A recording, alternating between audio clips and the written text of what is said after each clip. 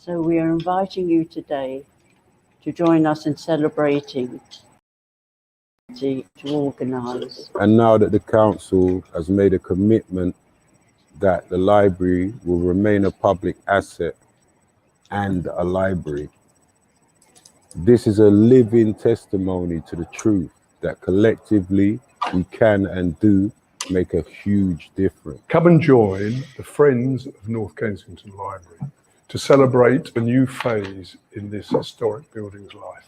As one of the first public-built libraries, this library has always represented the energy and commitment of communities, organising to secure their future through self-education. However, in recent years, the commitment of councils to this principle has been weakened by successive governments. We all know it took the awful events of Grenfell Tower to put an end to plans that would have handed our library over to private interests. But our diverse community here in North Kensington has a long and proud history of standing up and resisting the onslaught of developers. When our friends of the library got together, the whole case looked absolutely hopeless. And it continued to look hopeless for much of the campaign.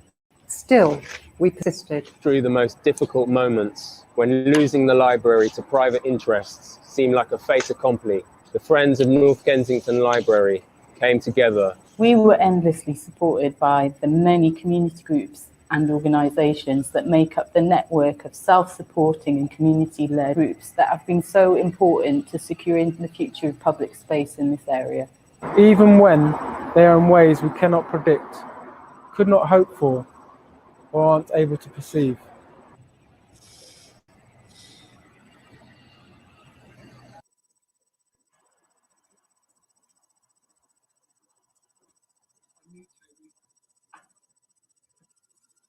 Good evening, everybody. Very happy to welcome you this evening to our second of the 7-day 7 Talk series presented by the Friends of North Kensington Library. This evening we have a talk on our homes where we live. This is a really important talk this evening because, of course, where we live is so important to so many of us, to all of us. So we welcome our guests this evening, we welcome our viewers, thank you for joining us. And to begin with, a short film to remind us of why we are here in the library this evening.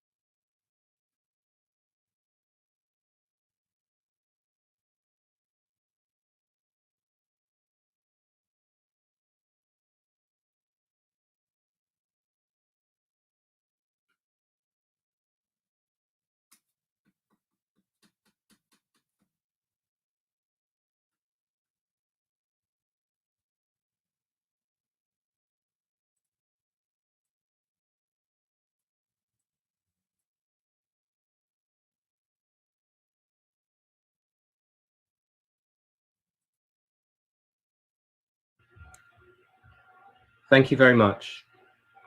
Now I'll pass over to our host for this evening, Eve Wedderburn. Hi, I'm speaking. I can see that I've sort of disappeared, but I'm going to speak anyway, just as a bodiless Working on it. voice. And I am a member of Friends from North Kensington Library, and just watching that video there, seeing all the faces of everyone who participated in that campaign is really moving and really special. And just want to take a moment to reflect on why the library campaign wants to really think about, why we would think about in Friends from North Kensington Library, why we would want to start to think about homes. As Toby says, homes obviously are really important to where we live. They're really important to the community. But I think remembering back to the start of the Friends of North Kensington Library campaign to save the library building, the campaign was a campaign about public space and about community decision making. And for me personally, I would absolutely place the question of the library remaining open and the decision making around it being a community-led one in the same space that I would position any discussion about housing in the area. It's the reason that communities are activated and engaged and campaigning is because we face this particularly sharp end of regeneration in North Kensington, because the value of the land is extraordinary, and the people who live here are ordinary, a massive mix of ordinary and brilliant people. And there's much to be said about the campaign for the library, and obviously we've all been thinking about it over the last few weeks as we prepare for this event. And one of the things that was really such a feature of that campaign and such an important part of the experience of that campaign was the feeling that we were in a constant sort of fight with the council, with people who had decision-making powers. And we wanted to engage those people in meaningful discussions about our own future, about decisions that we would really live with. But for the majority of people making those decisions, they wouldn't necessarily live with them in the same way. And this is really playing on my mind tonight, because we were supposed to have Sue Duggins here, who was going to talk a little bit about her work with the Residents Association Towers Together. But Sue, in the end, actually just, quite late this evening, just felt actually she couldn't come and do it because it's so challenging to speak meaningfully and represent your community. It's a big pressure, and the issues that we have and that we face, they're not just interesting political or philosophical issues. They're issues that people are living with on a day-to-day basis and have a really massive impact on our lives and how we can live well. And I think what struck me during the library campaign, and what strikes me now about the ongoing sort of engagement that residents associations would have about the current, the proposals for the housing up at Goulburn, about all of the decisions around housing, is that it sometimes looks a lot like people who are making the decisions don't really register what it is like to not be able to make that decision for yourself as a fully functioning, grown-up adult who makes a full contribution to community life, who works full-time. We do all the things that people are supposed to do. And because of the particular value of the land here, we don't have a say over our own future. And that has a massive negative impact on health and well-being for me, for Sue, for all of us who were engaged in the library campaign. So I just wanted to just give a space to that this evening. As much as we talk about our homes, it's such an interesting space, the public and the private mix of that space, where homes are obviously a public health and public well-being issue, but also they're deeply personal spaces. And trying to do politics about something deeply personal is really challenging. And there is an inequality where the people making the decisions aren't living those decisions.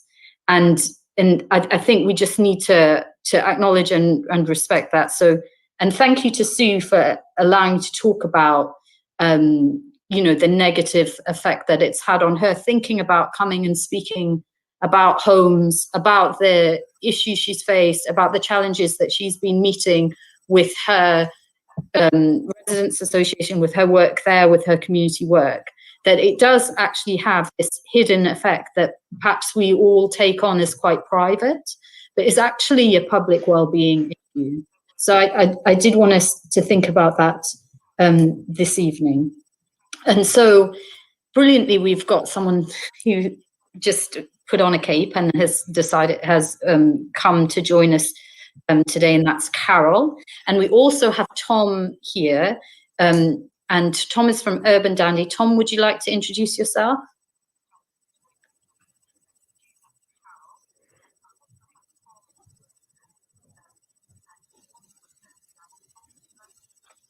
Oh, I think Tom's having he can't hear anything. Okay, Tom, I don't know why he can't.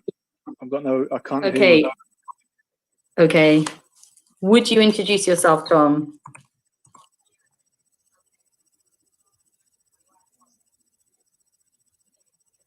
Tom, can you hear me? No. Tom is unable to hear us. So what I'm going to say is, Carol, could you introduce yourself for us and talk a little bit about your experience of housing in this borough? I've got no sound at all. I've got it on my laptop. Carol, can you hear me? Can you hear me? Yes. Can you hear me? Yes, we can hear you. Yes. Hello, everyone. Yes, I'm Carol. I live in Kensington and Chelsea in Ladbroke Grove. I've lived in Ladbroke Grove for a very long time, let's say since 1983. Although I later discovered, which is a whole other story, we may come to another point, that I actually was born in North Kensington, but it didn't actually realise until about 20 years after I was here. But that's another story, maybe for another time. Firstly, just want to say that, you know, just thinking about, is it Hazel, Eve, who couldn't be here today? It's Sue. It was Sue. Yeah, so just thinking of Sue, who couldn't be here today, just kind of like, just, you know, wishing her well. And just really, yeah, just to say that, yeah, we are really living through very, very challenging times. And I think we just have to really foreground everything that we're doing in being in a global pandemic where, you know, that is pushed us even more back on our homes, you know, being in our homes and being more in our communities for like so many of us are like working from home. Yeah. Like I found myself for the last year, you know, I no longer take a journey to Euston Square. I work in a university counselling department, mentoring department, and so just kind of like really being aware of the impact on mental health, just for young people, for our communities, for ourselves, really having to really be mindful of that, and how our homes become even more important spaces for how we navigate that. So, I mean, maybe that's something that, you know, I'm sure that that will come into the conversation as we go on, because we're thinking about, you know, definitely what the pandemic brought up was, you know, how much space do people have? How much space do we have? Space for our children? Do we have space to homeschool?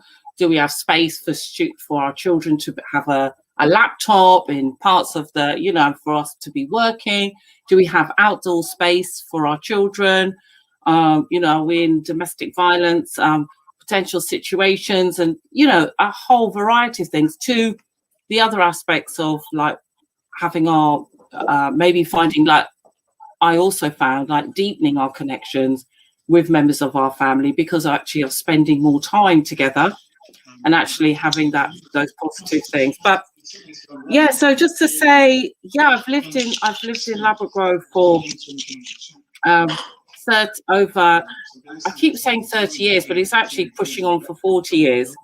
And I just want to really say just how being a part of the Ladbroke Grove community has, I can really say, has been a real core part of my life.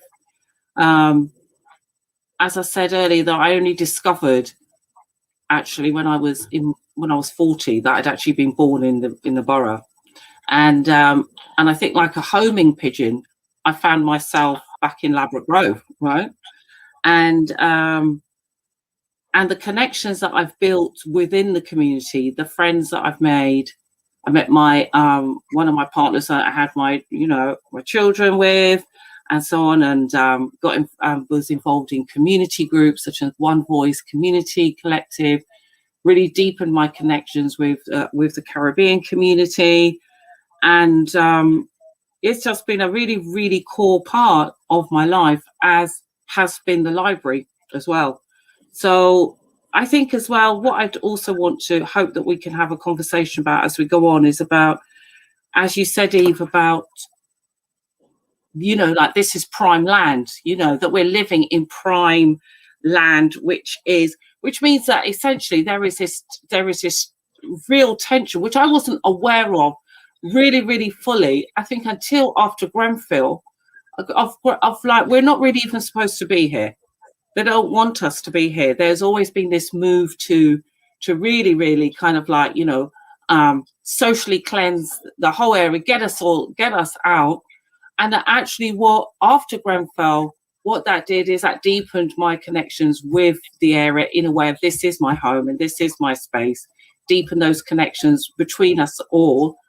And certainly and then afterwards, just realizing that wanting to build more, how do we build our connections with community? I definitely remember at work a few years ago, maybe 7 years ago, somebody saying, like somebody in one of the HR departments or some meeting, saying, "Oh, you live in Ladbroke Grove. How do you afford to live in Ladbroke Grove?" And it's kind of like shame around social housing. I mean, this is a space where we have to kind of, let's bring it up. There was a kind of a shame of like, oh, I'm not one of those. I didn't buy my home. I live in social housing, and feeling a kind of a shame to actually really voice that. And that has had, I think those are maybe feelings that lots of people in other ways, I think that can feel about how can we actually really claim our right to be here?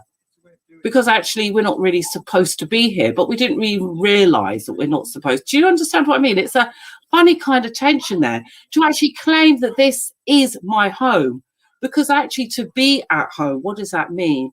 When I say I'm at home, when I say I'm at community, it means I really am a critical key part of the decision making that goes on, the decisions that are made around our spaces, around our homes. If I don't think I'm legitimately here, then I'm silent, then I don't have a voice, then I can't actually say anything, and I can't ask to be listened to. And I think that was really brought up very powerful. I just want to really, just to say this, I was in a workshop also a few years ago, and it was around the time of the consultation on the swimming pool and around Lanquest Estate. And at that time, I used Kensington Sports Centre. Also, I brought my children up there. We swim regularly, etc. And it was when the old style leisure centre.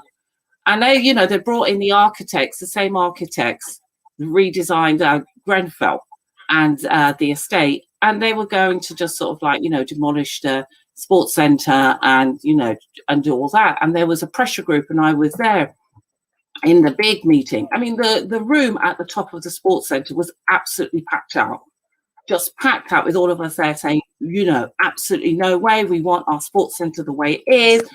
To leave it alone. We don't want the football pitches to go. And we brought up then all of the objections, which actually came to terrifying reality about, why can't we have space? Why does it all have to be filled? No, there's that space here and that's prime land. But it's like, but you're just literally, we're being kettled in. So all of these things. So I happened to mention this to somebody I was in a workshop with from Sweden, and I just said that, you know, big pressure group. And he said to me, oh, I suppose the council are just going to stop then what they're doing. And I said, why? And he said, well, in Sweden, if you have an objection to like some works that the council are going to do, some rebuilding, there's no way that the council would go ahead and do it.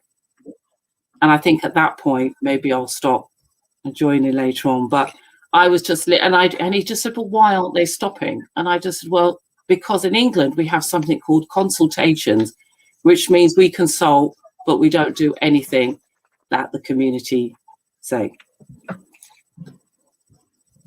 Wow, thank you.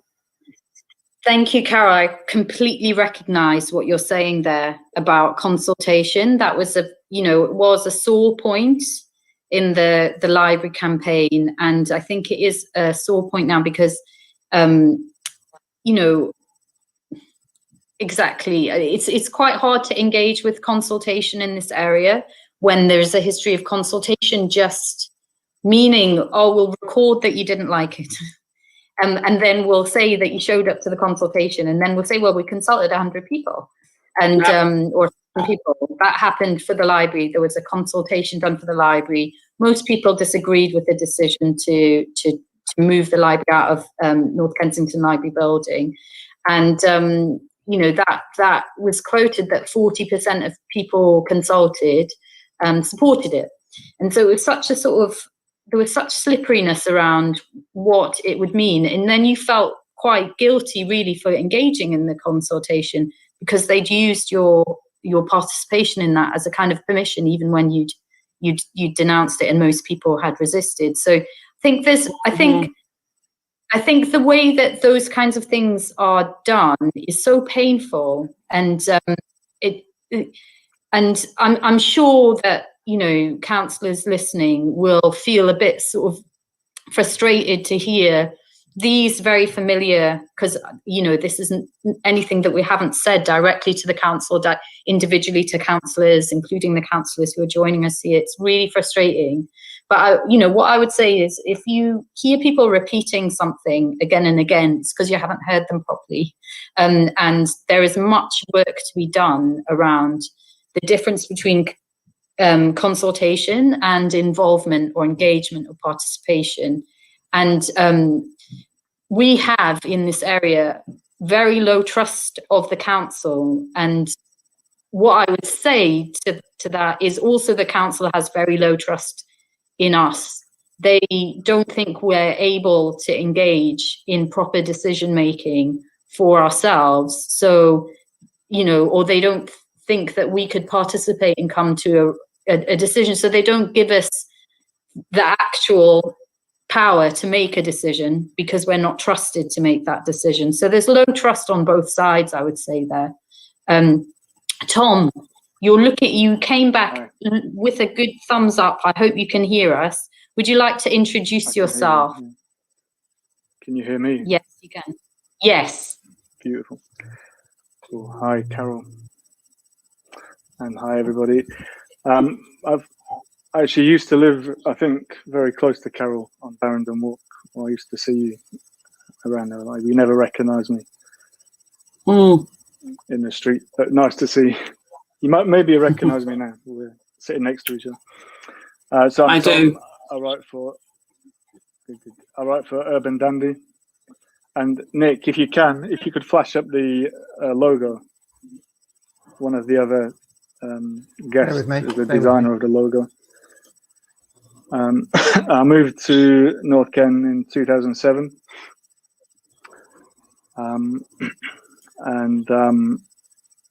started the blog 2011 when I was living on Lanc West. I lived around the area, but the place I lived longest is Lancaster West. I moved out in 2014, I think. Started the blog 2011. That was me, Jen, Martin, and Mark, who does the poetry. I previously worked in politics, and then when I settled in North Ken, and around the same time I started the blog, I kind of fell out of love with politics. and was working with children, started working with children in a few local schools, and then the tuition, doing workshops and so on through the blog. I've been a governor at a couple of local schools. I was a governor at the Curve after the fire, and I've worked for a few local charities. So as my audio wasn't working at the beginning there, but as I came in, I could hear Carol talking about I presume it was the knocking down the leisure centre and building the academy. Yeah, and the consultations there, and it's a very familiar pattern. I was quite heavily involved with the Canal Side House consultation, which was before the fire, and then that carried on afterwards, where they tried to sell off that building. But yeah, to finish off the intro, so the library, I mean, for me, the theme of the library is about words, really, and the importance of words. We think with words, we understand with words. So the bigger our vocabulary, the more we're going to understand what's happening to us, what we're experiencing, the more we can communicate, the more we can connect with people. So to even think about removing a library from the middle of an area is a very strange. It's a very strange thing. It's a strange thing to have to talk about, really. And where we are now, the scene behind us. I was there with my daughter all the time when she was little there in Kensington. Yeah, and North Kensington more generally is just, for me, the first place I've really felt at home, accepted, comfortable. It's a place that I could embrace, really. And yeah, so I've done a lot. I've given a lot to the area is given to me. That's the way I see it. Thank you, Tom. Because we have started this conversation really about homes, but from the perspective, this is Friends of North Kensington Library, thinking about that. And obviously Friends of North Kensington Library started, it was 2016, and really the culture and everything that was happening, that Friends of North Kensington Library, I think we said it on the video, that most of the campaign was done against the sort of backdrop of hopelessness, that it was really unlikely that we would have any actual material effect on the council's decision making. But then the fire at Grenfell Tower brought a spotlight to the community and a spotlight to the struggles of the community through the Grenfell Action blog, and all of the ways that was connected to, for example, Friends of North Kensington Library and the college and the Westway, and all of the decisions that were, and the decision makers that were in this sort of quite egregiously painful relationship with the community at the time. And then what happened then is that there was a huge pause put on the building programme, and North Kensington Library is essentially still a library because of that pause. But the council also were really keen to talk about a change in process. And I think that the word consultation is carefully used now, and I think the council do try and avoid using the word consultation. And the arguments around what consultation is are kind of well rehearsed. And there's a lot of people talking in interesting ways about co-design, attempts to do co-production, attempts to do essentially collaborative decision making. And the council would be one of the sort of bodies that's trying to talk about this change. And I just wonder, Tom, from writing in Urban Dandy all the way through that process, what do you perceive a change in? What changes do you perceive in how these kinds of decisions are made and engaged with by the council? And do you see substantial change? There's certainly change of tone, change of tactics, maybe, but not No, I mean, I think it's minimal. It's the minimum change they can get away with. That's what I think they've done. I don't think, they're in a position where they can say, "Oh, we've changed this, we've changed that," but it's tinkering with around the edges. It's not a substantial change. So I just went through Twitter today on North Kensington affairs, and there's quite a few things that you get involved with this consultation. We're starting this new group to consult on this or that. Very little's changed. I mean, back in with Canalside House, the story of that building is that before the fire, it was going to be sold, and we were going to be moved. I was working there. We were going to be moved to a place on Latimer Road, and we were asked to come down to the town hall for a consultation. So this is pre-fire. So we went down, just two of us from charity, and we met this guy. We walked through the town hall, met this guy. He gave us a presentation, which was, the usual thing where you can't really judge what it's really going to be like. It looks fine. It's nice graphics.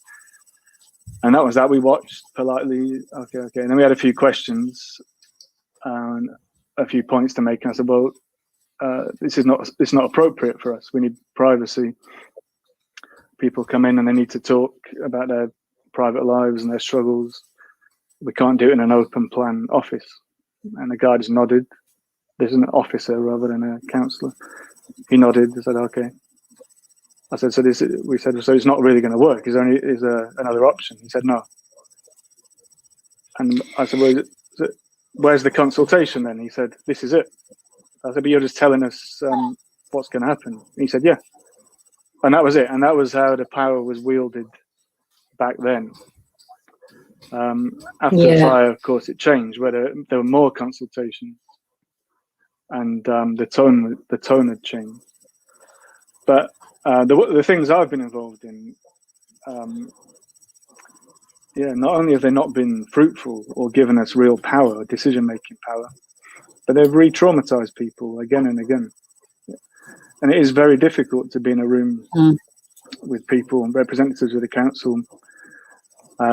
I mean, the Canalside story, that was put on pause at the same time as the other regeneration project after the fire. And then we found out that it was back on. It kind of slipped into the document. And, we had to campaign quite intensely to save it. And the situation changed, so we could save it quite quickly. So no, there isn't a substantial change. There are some superficial changes, change of tone, but the bottom line is not too different. They're still pushing as far as they can on the same agenda. And the other thing I would add to that is how inappropriate that is as a response to the level of death, the level of trauma, and the complete mismanagement of that situation from start, and then in the aftermath, how inappropriate it is to still behave in that way and to not give people the power and to not empower them genuinely, and to still seek to undermine them and undercut them. And that should always be in the equation as well. It's not just about, is there a consultation, yes or no? Is there a consultation? Does it empower people? And is it done in line with the scale of the injustice and the injustice of what's been perpetrated before? Yeah, does it dignify everything that's come before, and also those people that you are consulting? Because I think there is also, I've heard talk about consultation fatigue. And, for me personally, I really recognize that, another consultation, another set of documents to read, another set of things. And, part of me wants to be vigilant, and part of me wants to just, you know, don't want to spend any more of my emotional or intellectual energy on things which I won't actually have agency over. Yeah, I can just see Toby there wanting to come in there. Yeah, I just wanted to come on this issue of consultation, because I think that there needs to be a really explicit understanding of what consultation is and where consultation fits when we're talking about power, when we're talking about citizen control and decision making. Consultation sits at the very bottom of that process, of any process towards citizen control. You know, Sherry Arnstein's Ladder of Participation, which is a piece of work that I personally and many other grassroots communities have studied for some time. It was written, ironically, it was written in the late 1960s when the Westway was produced, and you know, obviously a lot of the decisions around creating this road, this motorway that just kind of drove through the center of the community were made. And there was lots of upheaval at that time in the 1960s, the Paris riots, etc., etc. It was a great time of change, similar to the period we're going through now. Sherry Arnstein produced a Ladder of Participation based on a lot of her work of exploring the Black communities of the US and what they went through in terms of power and in terms of being done to by authorities and by institutions.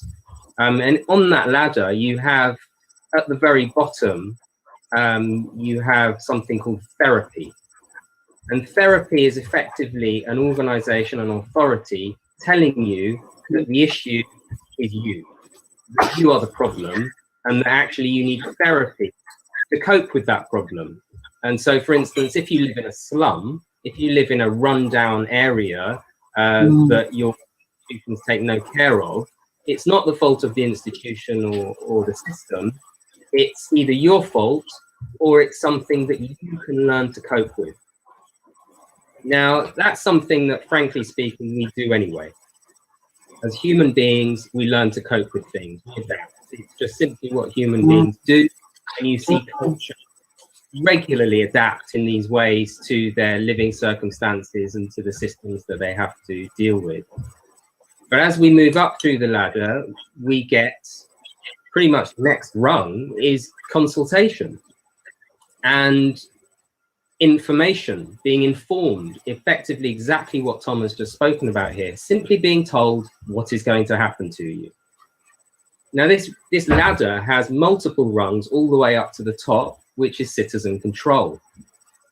Around citizen control, you also have delegated power.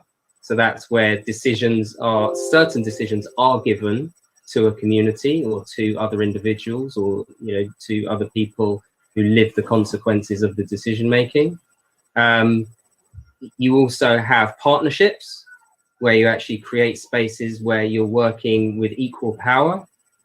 So this idea of consultation delivering power is just a complete misunderstanding of what consultation is. And the idea that it's being used over and over and over again to give communities the sense, some kind of sense that they have power, is a complete sham. It really is.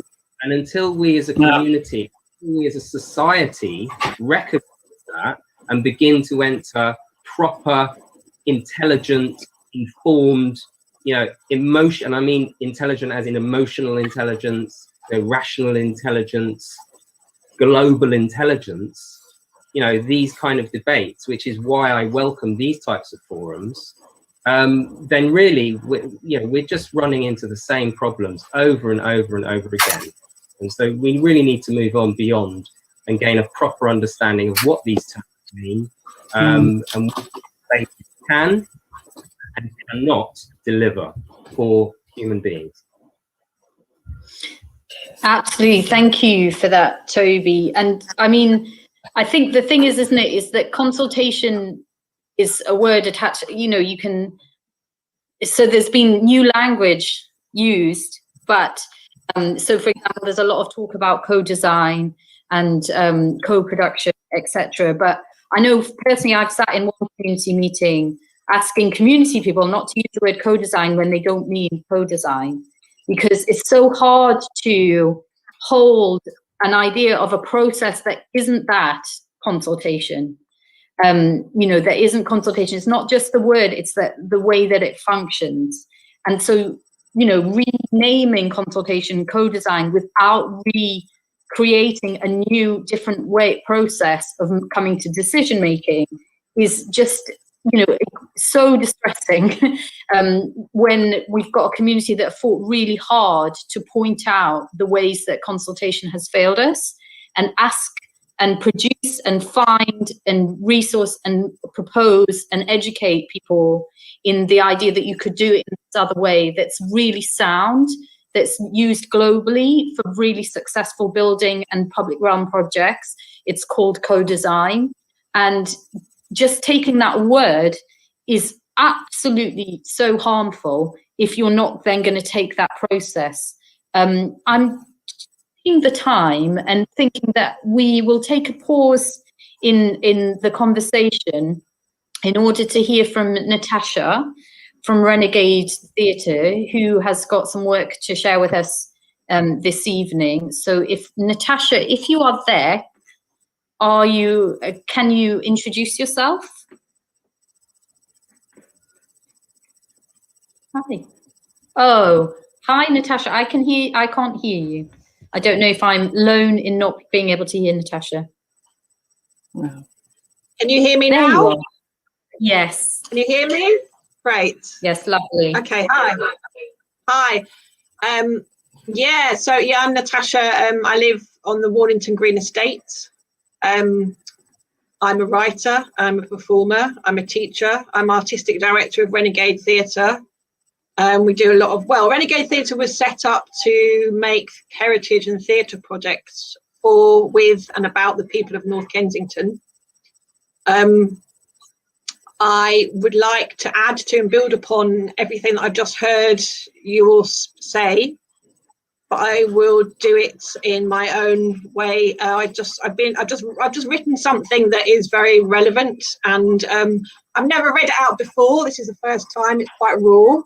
But I'm going to read it to you, and I hope it means something as much to you as it does to me. We'll see. I didn't know it was called North Kensington when I started coming to Carnival all those years ago. Pushed myself up against big speakers to feel the boom thud my heart. All those years ago, going down All Saints Road for a draw. Lifetimes later, I didn't know what regeneration meant. So I could live there, in Wheatstone House on the Warnington Green Estate, till they knocked it down.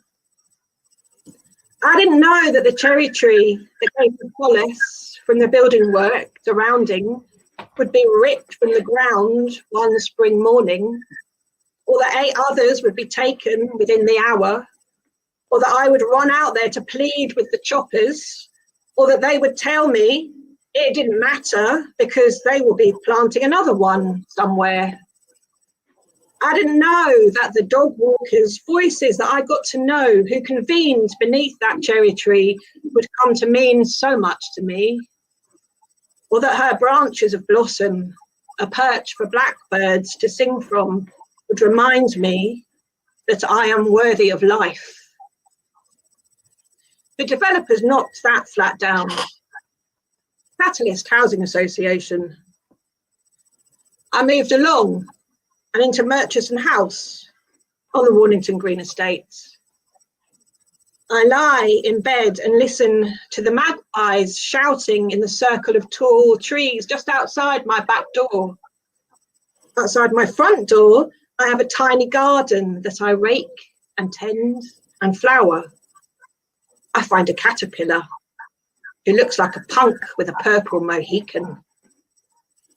A family of blackbirds live in a dark evergreen in next door's garden where barbecues cook. I put a container on an upside down pot and fill it with water. After a while, the blackbirds come to bathe and play and sing about life. They aren't afraid of me.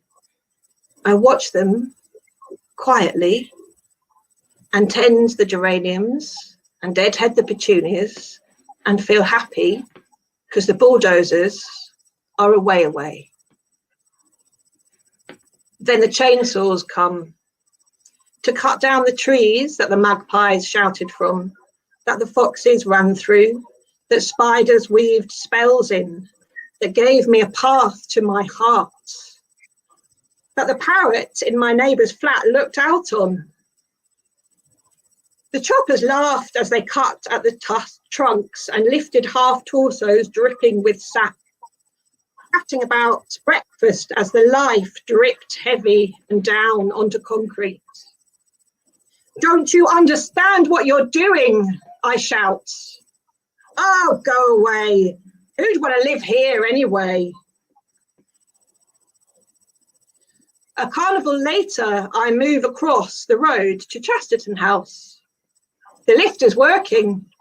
Step out into lights and glide along wide walkways flanked by the green leaves of old London plains, so close I can feel them breathing.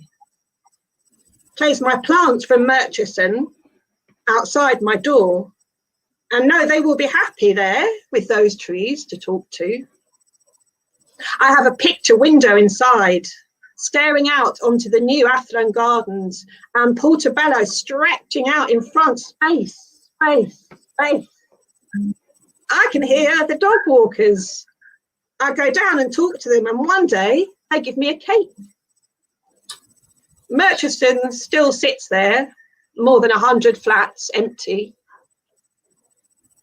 I enjoy the cherry blossom trees from the picture window and my projects to make the people who live here and the buildings last forever in a film.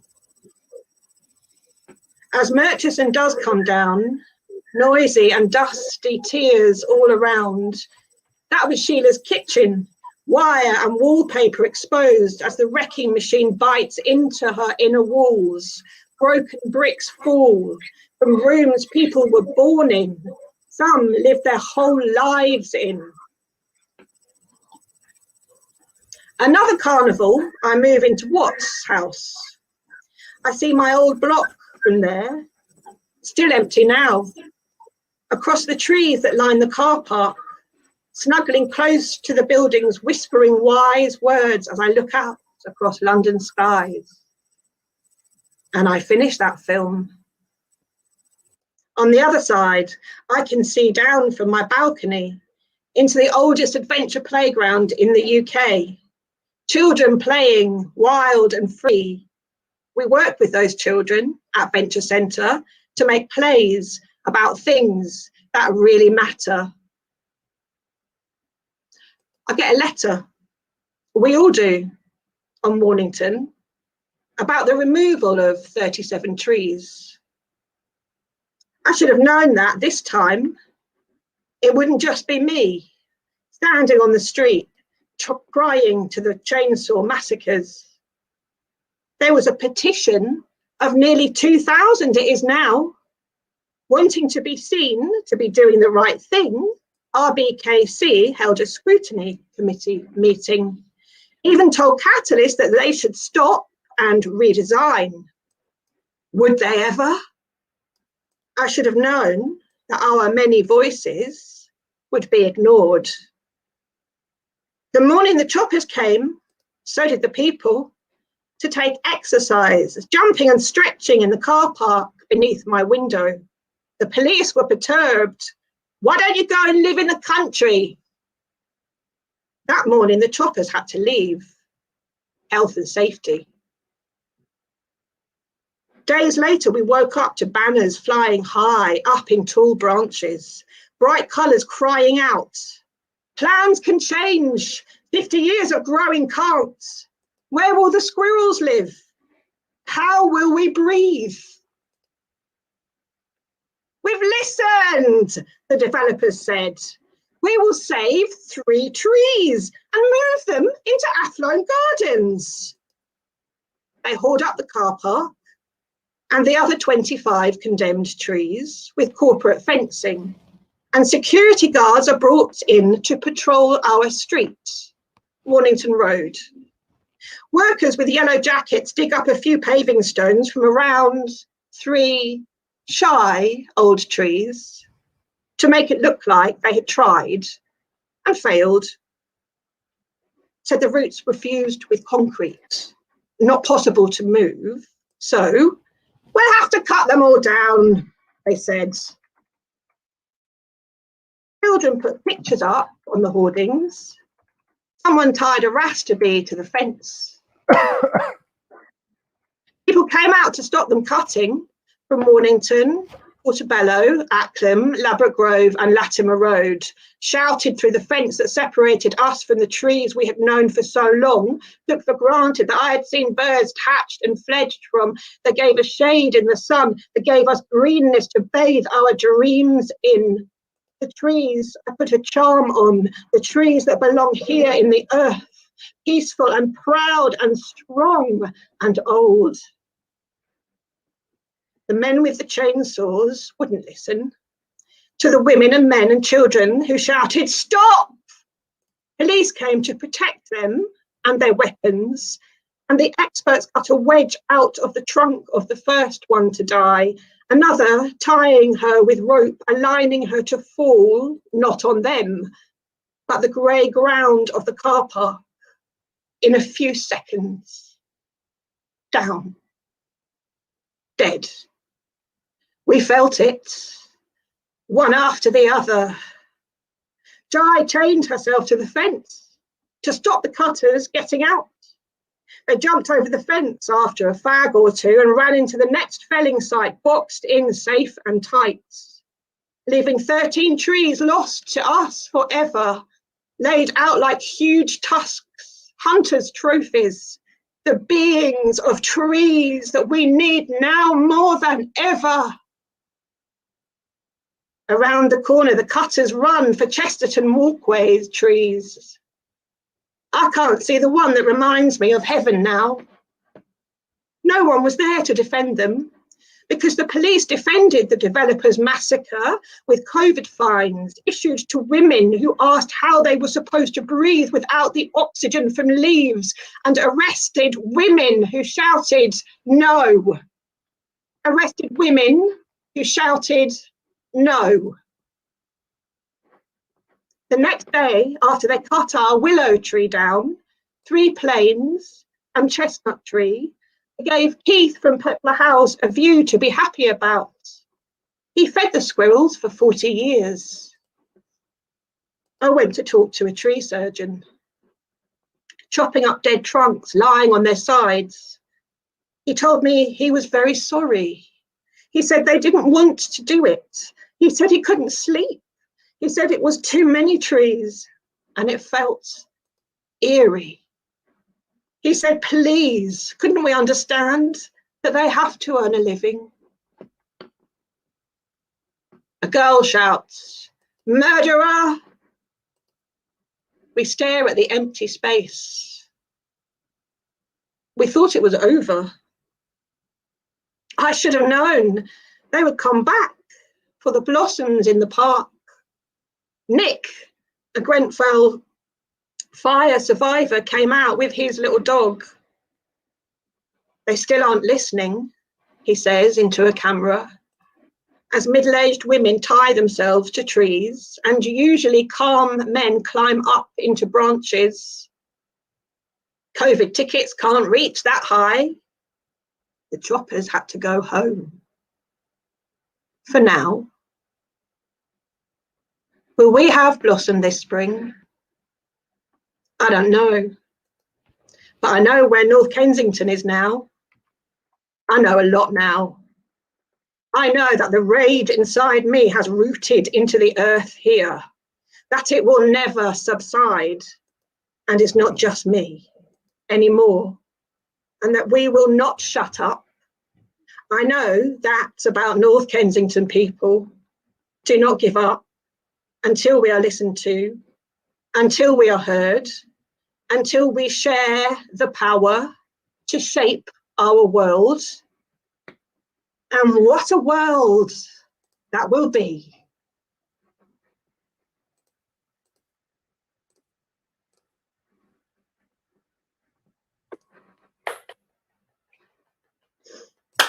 Thank you, Natasha. Amazing. Wow, you've articulated so much there of you know, what we're trying to kind of clumsily talk about is, you know, the onslaught of these kinds of decisions, really small to the people making them. You know, it's a handful of trees. It's a, you know, and feel like an onslaught to live in the context of. Thank you. That's just really lovely, and I wish we could find words to meet what It's you've all said right. there. No, it's okay. I don't know what else to say, really. I said it. Can I speak to that a little bit, Eve? Yes, please do. I just wanted to have a response as Natasha, that was just so profound. That was just so more than moving. And it's, you know, it's always at times, I find myself always really lost for words, really. But I just really wanted to meet with what you said in terms of some of the things I said earlier about, you know, our struggles in our community in an urban environment after Grenfell, the power of nature. Like for me, nature was one thing that I did to help me to really recover. I was there the night of the fire. A good friend of mine committed suicide directly as a result of the trauma that was reactivated. And putting my hands in soil was just kind of like helped really grab me. It was just, and I got into a feverish thing of planting in my communal garden, which before I had never claimed, I never owned, I'd never, you know, again, not thought that I could have any connection with this little bit of soil outside, you know, my housing trust flat. And then with Grenfell, it was like the soil called me, and it was like I needed that healing through the soil. Isis will know. And I got a rose bush and I planted it and I got flowers. And then the community came round and we had conversations and about nature. And then in COVID, nature again has come to our fore. And it's like, I was really struck by so much. But one of the things I've written here was the police have said, why don't you go and live in the country? Yeah. You know, and see how we're in an urban environment and it's like we're not allowed to have a bit of nature. It's like, well, you're just, you know, and it's again, it's this sort of diminishing of our lives of like, well, you know, you're not allowed to have nature. It's like this, it's like you're a sort of like a lower being. You know what I mean? Again, it's like, but absolutely, like throughout Corona, I've just sat here in this little space here, 3 by 3 has become my office.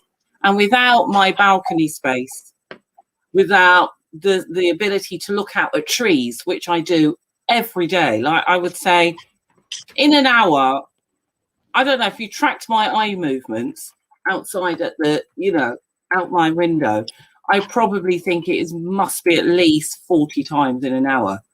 And I look at the big tree, there's a big overarching canopy of trees at the back there, and it does something. It is, you know, like the power of the tree to help us feel grounded, to feel rooted, to feel safe, to feel trees have that solidity. They don't have emotions. They've been here hundreds of years. They don't need us to feed them. They don't need us to, and they give so much to us, as you've said. And all of those, that imagery of women, I thought of the suffragettes tying themselves, you know, when you sort of women tying themselves to the trees and just, it's huge. But there's so much, and of course, you know, the theme of consultations and who is listening. It's like, I don't know, no one's listening. We don't listen. What is listening? Yeah. We don't get listened to again. So anyway, I just wanted, but just to say, yeah, Thank you for sharing. And yeah, I absolutely feel what you're saying. Thank you for that, Carol. I can see that we've got a question or comment from Jacob. I can't see that.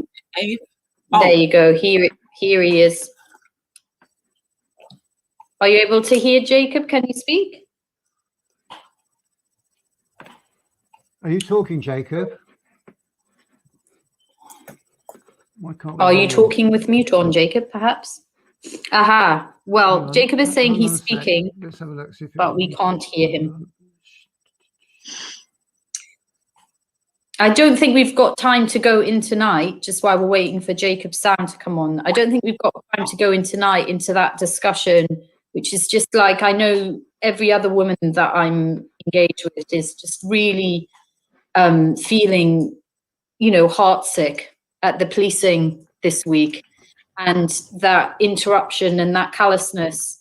And, you know, those aren't things that, you know, you can pin at the door of any, I wouldn't wish to say, oh, the council is anything to do with that kind of policing.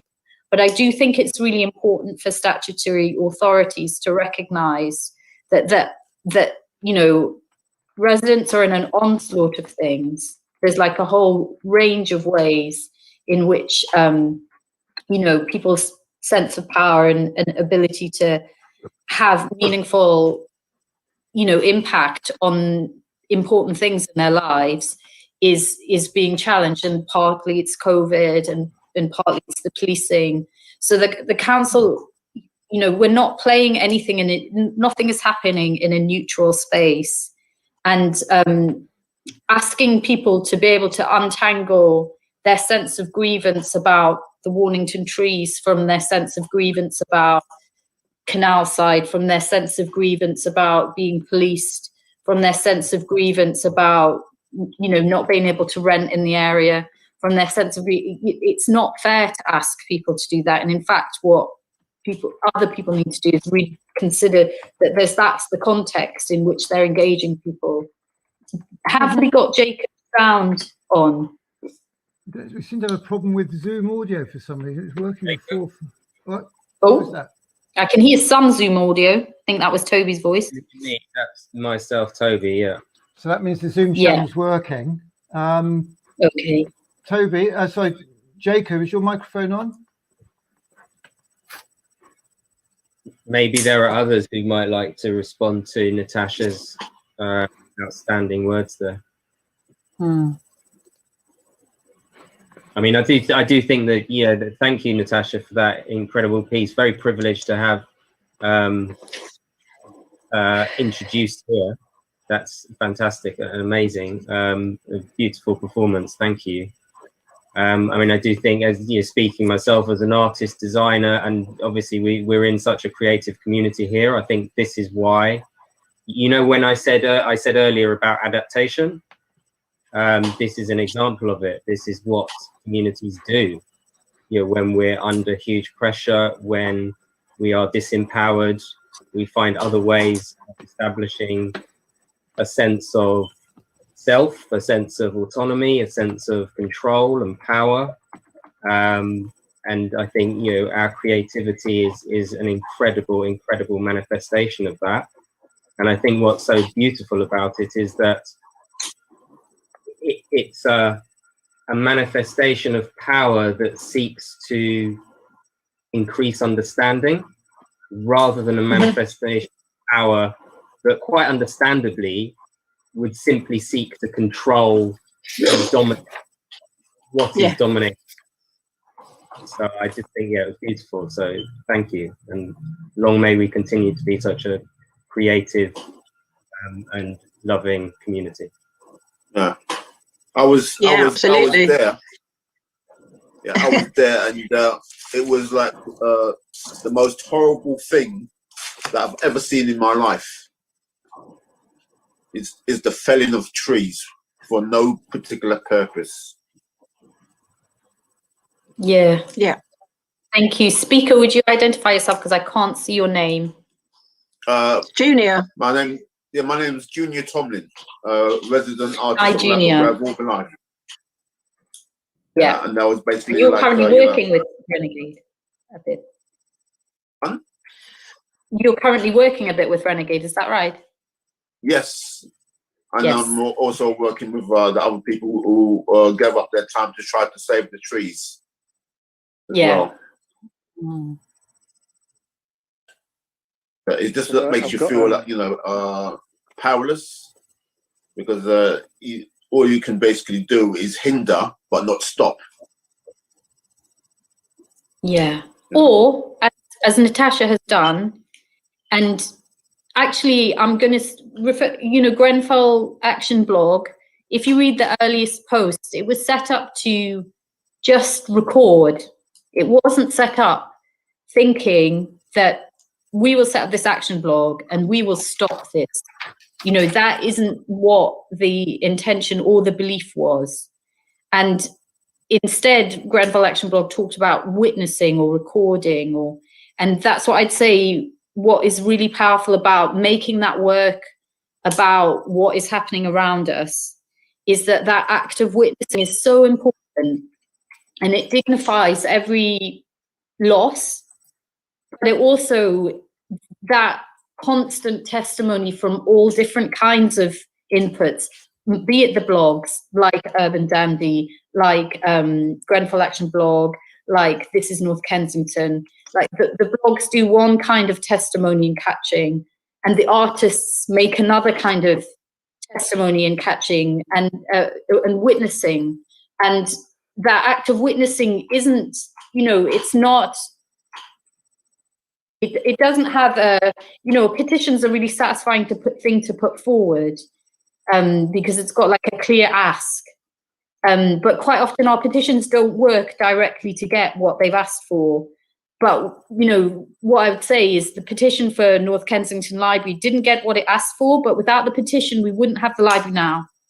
And it wasn't because of the petition particularly, it was because of all the different kinds of things, including the birthday party, including the walk, including all the letters, including the videos made, including people talking at their gigs about the library campaign, including all sorts of different, there were all sorts of different kinds of inputs, and they're all as, you know, instrumental as each other in terms of what is possible. And the act of witnessing itself, I think, is really important. And, you know, we do it at the beginning of the we did it at the beginning of the meeting. We witness those names again, as we witness them every month, as we witnessing is a really important and vital role that artists and makers and all of us who speak can bring. And it's not, at the very least, it re-dignifies us in the sort of dignity that we've had taken away in that powerlessness. So I think it's important. It's like, it's part of the whole community response. And without all of those responses, we wouldn't have any of the victories that we have, whatever your view on the, you know, the meaningfulness of those victories or not. We wouldn't have them without all of those inputs. I'm just wondering if we've now got Jacob's sound functioning so that he can make his comment or ask his question. We don't seem to have Jacob's audio, and given we have everybody else's from Zoom, it would imply Jacob is on mute at the moment. Isis has a hand up though. Okay, thank you. I can't actually see who's got their hand up, so thank you for telling me. Isis, you wanted to come in there. Yeah, for me, I just wanted to make the link between what was the act of ecocide against those trees on Mornington Estate and the situation that led to that happening. So 10 years ago, planning permission was granted to Catalyst, what is now Catalyst Housing, once upon a time Kensington Housing Trust, who were established with a remit of providing social housing, not affordable housing, but social housing to some people in the most need. And so at the time that planning permission was granted, there was huge objection to it. The community came out and they were very, very clear that they were not in favour. They didn't want this to go ahead. Yes, people want better homes. And my concern is, why is it that the ethos in this country, coming back to the point Carol made about a different approach in different and other parts of the world, is that in order for people to have decent housing, it has to equate to private housing. So it seems impossible. I mean, we already know that from the 1979 onwards, a lot of the social housing was sold off, but it was never replaced. And since then, it appears that in order to have decent social housing, in order to upgrade people's housing so that it meets, you know, the basic living standards, we have to either sell off vast swathes of land to build private housing, or to build for building other private developments. Or what we do is we knock down estates. Well, first of all, we allow a process of managed decline. We allow the estates to fall into decline. And then we justify knocking them down. In the process of knocking them down, we move out the people living in those social housing places. Most of them are people from less affluent communities, should we say, often from minoritized and racialized communities. They are moved out. Very often, the act of moving people out and displacing them means that they will never come back. Because if they're young people in particular, if they have young children going into secondary school, it takes so long for these developments to come to fruition that they end up creating a life elsewhere. They never come back. And then what they put in its place is either the same amount of social housing, but the space size being much smaller because it no longer conforms to the older, I forgot what it's, Parker Morris standards. So you've got like shoeboxes, and then the rest of the space is given over to private housing that costs $6,000, $8,000 for one bedroom flats that ordinary people cannot afford. Ordinary working people who are not key workers, who do have certain, in some situations, have certain advantages, but people on salaries of, somebody's earning 15, 16, 17, 18, 19, 20,000 pounds a year doing a job, they cannot afford to live in private housing. So what we've seen with catalyst housing, as they're now called, they have put in double the amount of properties. This is the justification for destroying the trees, but half of those properties are private housing. Now, personally, I love the trees, and I was one of those people defending them. But I would be willing to be more lenient towards the redevelopment if all of those properties were social housing, because there's a huge list of people in need of housing in Kensington and Chelsea. And so for me, I just cannot get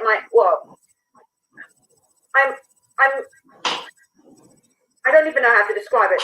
I am horrified actually by the fact that I've watched since I've been in this borough, and I started working here in 1988 at the Law Centre. So I was around housing issues back in 1988. And then I moved here in 1992. I've seen social housing shrink. I've seen people moved out. The community that I come from, the Caribbean community, we've been socially and ethnically cleansed out of the area.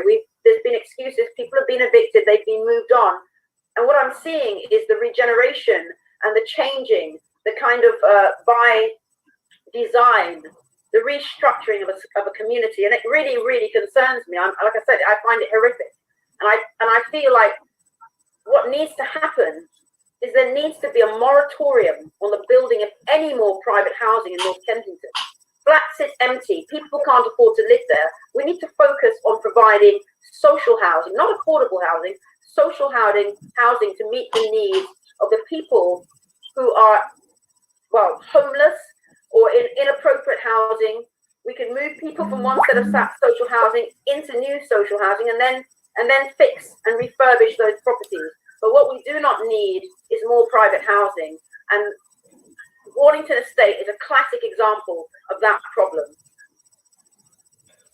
Isis, can I come in and follow on to that, everyone? Thank you. Yes, Jacob. Can I? I'm here. Hello, everyone. Thank you, Isis. I agree with you.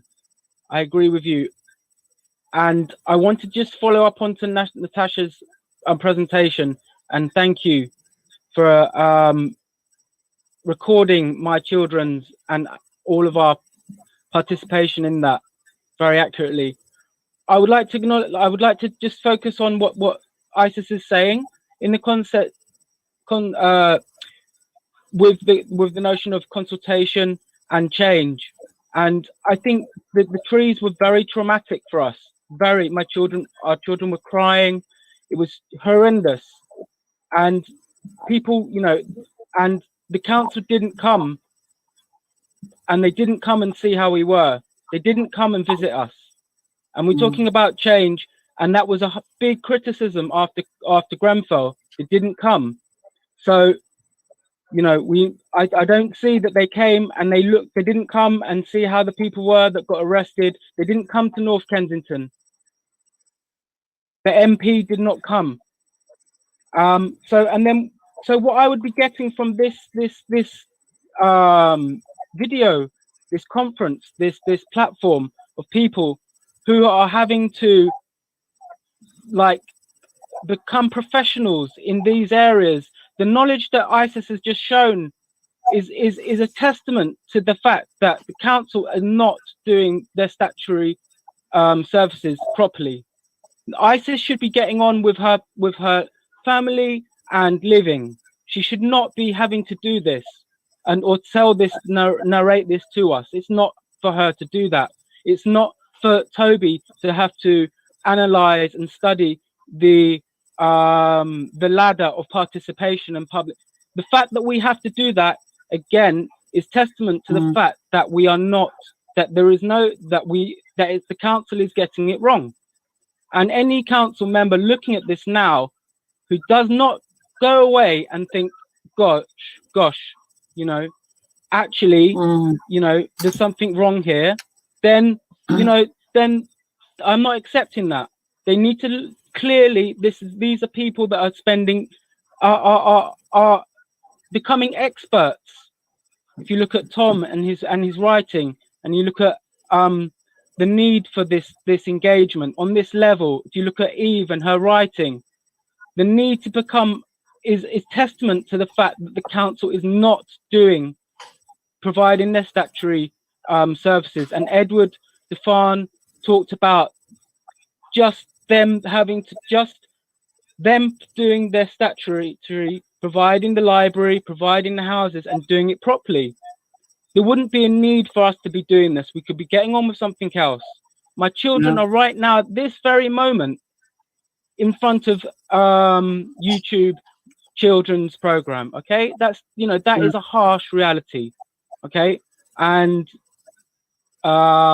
because we are a community that are still in we are still fighting, there is still urgency, and there is still this sense of disaster, and that, you know, we have to be engaging, otherwise, you know, we are, as Isis said, there has been a cultural genocide of the Afro-Caribbean community on All Saints Road. You look at All Saints Road, you know, that's what's happened. That's my view of living here. And any council member in this, watching later on, looking at this, needs to really consider what they're talking about when they're saying change and talking to us. And we need to define what they mean by community-led, co-design, because it's not good enough saying these words. And we have Pablo, we have people here, Toby, and I think all I can say is that I've given up on the council, and I'm looking to the Westway Trust. I'm looking to us and our community and what we're creating here. And that's it. I reject the council. And I know a lot of people do, and a lot of people have not come to this event because of certain, you know, that we have inviting certain people to this event. They're not prepared to do that, and it's very serious. And I think what you're doing here is lovely. And I think, Eve, you've been brilliant, and we're all brilliant. And the council's brilliant as well. Can be. It's a very powerful organisation. So that's. Please continue, and I hope we hear from Pablo, who's an expert and a serious expert, and try and, you know, what do we take from this? Because it's clear there are issues, trauma, and continuing fighting. Thank you. Thank you, Jacob. Thank you for that. And I know that Kim Taylor is here and actually does want to come in. So I'm going to invite you to speak, Kim. But what I would ask you to do is just, if you can, focus on responding to what's been said. I'm sure there's a load of policy things that you want to talk about, but I'm going to just remind you to use the other platforms that you have to talk about the things that you would like to talk about. And instead, just focus on this idea that you've got people, you know, Jacob's right, there's people who wouldn't come because you were coming, our pantomime villain, you called yourself earlier. And the other thing is, Jacob's talking in ways that must be distressing to hear, that he and many others have given up on the council, and the change that has been talked about, and the change that you're really keen to talk about and try and make happen in the council actually hasn't had a material effect on Jacob's experience of the council, my experience of the council, and things like trees at Warnington. And we understand that the council wasn't the decision maker at this moment, but did, a previous planning committee did pass the plans. Although I would say I'd be interested to see any planning powers that would be able to prevent catalyst housing going ahead. I think there's an issue with the planning system, which I know quite thoroughly as a result of being in Friends of North Kensington Library. As Jacob said, become a sort of expert on planning because of that experience. A sort of expert, obviously, like everyone here, has their expertise, which has been necessitated by the lives that we're living. And I just would like you to focus on that for us, if you would, Kim. Thank you. So first of all, thank you very much for inviting me. Thank you, Natasha, for your poem. I thought it was absolutely brilliant. And no, I wasn't here to talk about policy. And if anybody wants to talk about policy, we can, as you say, do that in a different forum. And I just really want to reflect on what people have said. I mean, that's the reason why I've come here today, because I want to listen to what people have. I think it's the most important thing for a councillor to do is listen. It's something I say to everybody all the time. It's not to transmit, it's to receive. And it makes me upset when you tell me that somebody doesn't want to come because I'm appearing. But, I accept that. And, and anyway, I think just reflecting, first of all, I mean, I see that Eddie's on the call here, and also he recorded something which always struck me. It was something he said to me in the immediate aftermath of the fire, and he pointed out and he said, you wouldn't be doing this and you wouldn't be here if it wasn't for Grenfell Fire. And he's absolutely right about that. I wouldn't be here and I wouldn't be doing this. And it's because of Grenfell Fire that I am here and I do want to do this job. I think, and that fills me with a lot of shame. My responsibility is housing, and housing we did not do well. And I reflect on those early meetings. I reflected, in fact, it was probably one of my first meetings when I met with the Friends of North Kensington Library in a meeting, and they told me all about, what was being planned. And it did make absolutely no sense to follow that, do that project, to develop another library when you've got an existing library and spend council funds in order to do that made no sense at all. And we stopped it. And it gives me great pleasure when I hear, what your campaign, as a result of your campaign, fighting to keep this library and keeping it as an asset. That's something which I take great comfort from. I remember the meeting at Canal Side House when it came up at scrutiny committee. And again, it was being proposed and it made absolutely no sense, to vacate Canal Side House and put it down to Latimer Road, when the space could be made available for kids on the green and make far better use of it. So there were a lot of things that this council did which were 100% wrong. And we've tried to acknowledge that. I will always acknowledge the mistakes that we made. I'm not going to make excuses for the mistakes that have been made. What was corporate property, which we've now deliberately named as social investment. And that really signifies a direction and intention of what we have to do. It isn't all about making money. making money is an important component of what the council has to do in order to support services, but there are obviously very much other considerations, and those considerations weren't given the proper attention that they deserved, and that's something that we again have to train. It's something that's come out of the Kroll report. It's something that we've acknowledged and we've apologized for. Equally, what came out of the Tutu report on the Westway, again, is not something that we could ever excuse, and it's something that we have to put our hands up and acknowledge. So I think that's the point that we have to start from as a council. We have to be very inward looking. We have to look and see the mistakes that we've made, and to try and change those mistakes, and to try and move this council forward. And I'm not going to sit here and talk about, you know, the $750 million that we approved at the council meeting last week, you know, to invest in new homes. And I just, that's just really, yeah, just heard you talking about it. So I mean, that's, you know, warming words, and I'm really happy to hear apologies and acknowledgements. I think it's the really first step. It really absolutely is.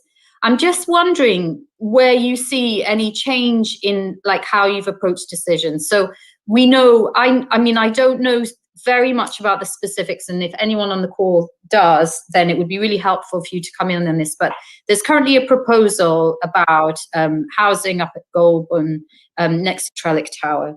And I'm just wondering, how did you decide that that was the site where you were going to increase density? Who was involved in the decision that that was the site you were going to do it on? Okay, so we obviously have got a very large number of people who are sitting in temporary accommodation, and that's not acceptable. So we've got to find new homes. You know, we are a very, very dense borough, and we have very few sites. Completely understand that. I'm just wondering. Okay, I'm just so wondering. I'm saying, I'm just trying to answer your question, Eve. So we mapped all the sites that we had within the borough, every single site. Who was the we that did the mapping? So our housing and property team, we obviously looked at every single site that we have within the borough. Were there any residents at that point of the discussion?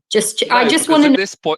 At this point, we didn't know where the sites were. So obviously the first thing to do is to identify where we have the sites. And then the next stage is to go and talk to your residents. And I'll just run through that quickly, because obviously we did talk about this. It was very much a feature in terms of co-design. Kim, yes. I don't feel you're answering Eve's question, right? I could answer her question for you, right? Please, can you answer who was the decision making for the location, right? Who? Well, the locations who were they?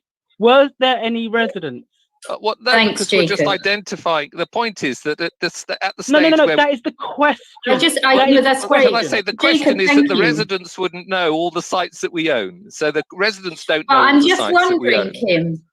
I'm just wondering, Kim, can you imagine the benefits of a policy which actually invites residents into looking at all the sites and going, well, we're looking here and we're looking here and we're looking here. Well, that's what we're doing, Eve. That is exactly what we're doing. Is it? That is exactly what we're doing. The first thing we needed to do is great credit to residents, but residents aren't going to know all the property that the council owns. I mean, the council knows Absolutely. that. So what we first did was identify where the sites are. Okay, and that's where we worked out our estimate on the basis that we believed that we could deliver a program of 600 new homes, was based upon the sites that we owned. The next stage was then to go out and talk to the residents. Okay, and the first phase that we did, which were 4 sites, which we've now got planning permission on, we did a consultation on those sorts, starting with a blank piece of paper, which is something we've never done before, because I think it was mentioned earlier on in the meeting that what tended to happen with the council is that the council went away, they did all their designs and came up with a scheme, and then went to see the residents and say, here we are, you know, we've come up with this scheme to build X number of homes. What do you think? And what the local residents turned around, as has been repeated here at this meeting, is that, you know, we don't like it, and the council went ahead and built it. So that's something which we don't want to do again. Of those 4 sites that we did, which included quite complex sites, the one next to the Almanar on Ackland Road and the one on Kensal Road, which would be the 2 largest of the 2 sites, they've gone through planning permission. And both of those sites, I think, only received 1 objection. So they went through on delegated powers. There was no big That's noise really as far as the interesting, though, community Kim. I mean, I just feel that your confidence that the 1 objection to the planning committee means that there's only 1 person that's got an issue with that. And because apart from anything else, as we all know, objecting to a planning committee has no material effect on its decision-making powers. The planning committee can take that objection, and even if that objection points to a way that the planning proposed is actually fully illegal under national guidelines, the planning committee can make its decision to do it anyway. So you might have some sort of engagement issue around that.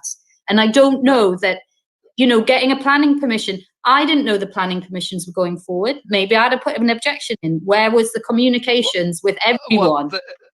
As we did with the consultations, we mail shot, and we have a number of meetings and a series of consultations. It's not just 1 consultation.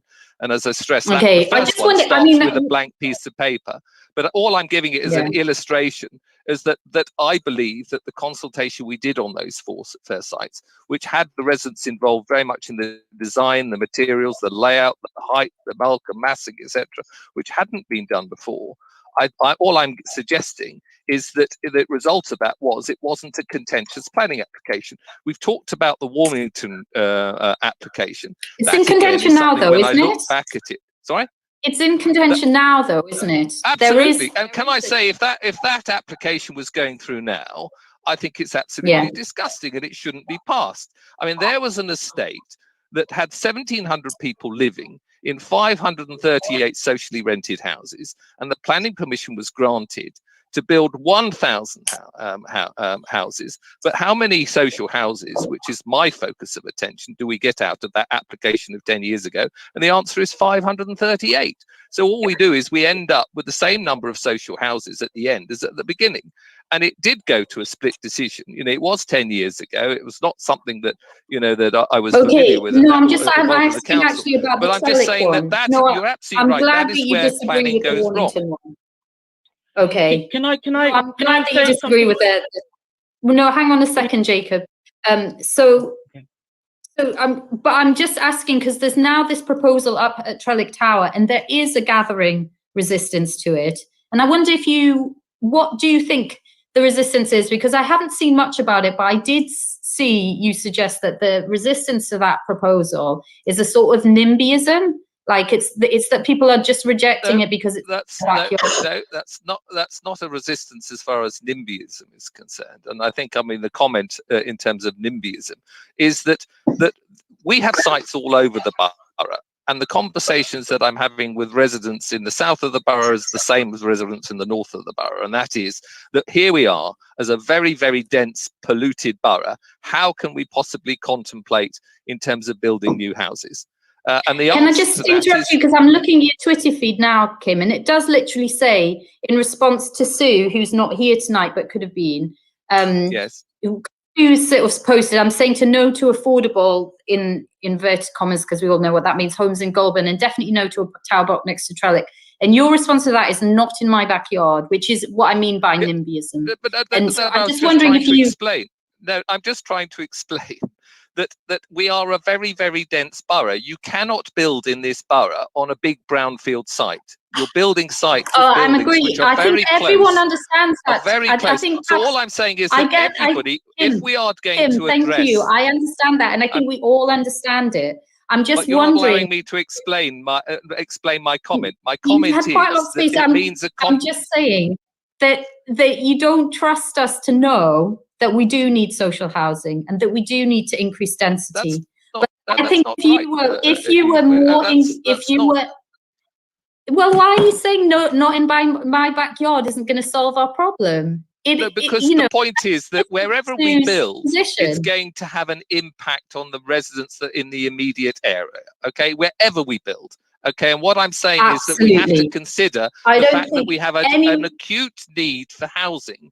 And if we're going to build housing, it is going to impact on people's lives. That you could get consensus for that, because we all understand and that's what the we're pressure. Trying to do at Goulburn. Everyone is more engaged in the identification of sites. If all of us are engaged in this site versus this site versus this, and residents you will build a engaged, consensus that you can't possibly do when you do piecemeal consultations with only those residents. Because if you ask only those, am I allowed to try and I didn't warn you, Kim. I didn't warn you, Kim. Eve, I'm very happy to listen to you speak, but all I'm asking for is just to be the opportunity to also speak. And when I finish on Goulburn, so on the not in my backyard comment, then on that not in my backyard comment, would you like to speak to that? On knocking back that comment, which I was trying to explain, is every single site that we have identified where we can have potential housing is in very close proximity to other buildings. And it's not going to be popular with local residents when you build next door to their existing house. Undeniably so. Okay, and that happens both on private housing and it both happens on social housing. If we are going to address, let me just please finish what I'm saying. Please, if I might just finish, and then I will stop, and please then come back. If we are going to address the 2,300 people who are on our waiting list that need a home, we have to build homes somewhere. And consequently, you can't take a NIMBYism view if somebody happens to be building next door, wherever that happens to be on all the sites that we've got. That's my point. Okay, I wasn't being critical of we understand your point. You really didn't need to say that. We totally understand that point. I am challenging your view that people have that view that they're just going to say no, and that everything is just like a big no from North Kensington. And since you're going to get a big fat no, you may as well impose it anyway. It's not a North Kensington issue, it's a borough-wide issue. Every conversation would you say it's a housing issue? It's the same would you issue. Say the that same issue. People don't want to have houses next door to them, and that's why I would say you we say can't that it's take a wider NIMBY housing attitude. issue as well? Do you think Absolutely, that we've with got developers as well? Developers are people are fed up with the scale of building that we're putting in a very densely and I understand that. But the point is, we have to find new homes for both our key workers and our people who are on our waiting list. We've got to put them somewhere. Can I come in here, please? Because can I say something? Wait a second. Can we do one at a time? Because of your history of not building social housing, when you wanted to knock down Lancaster Youth Club, you had no idea where it was. So I don't think you should be saying, well, we don't know where the sites are. We know very well, and that's why you've got trouble with the graffiti wall.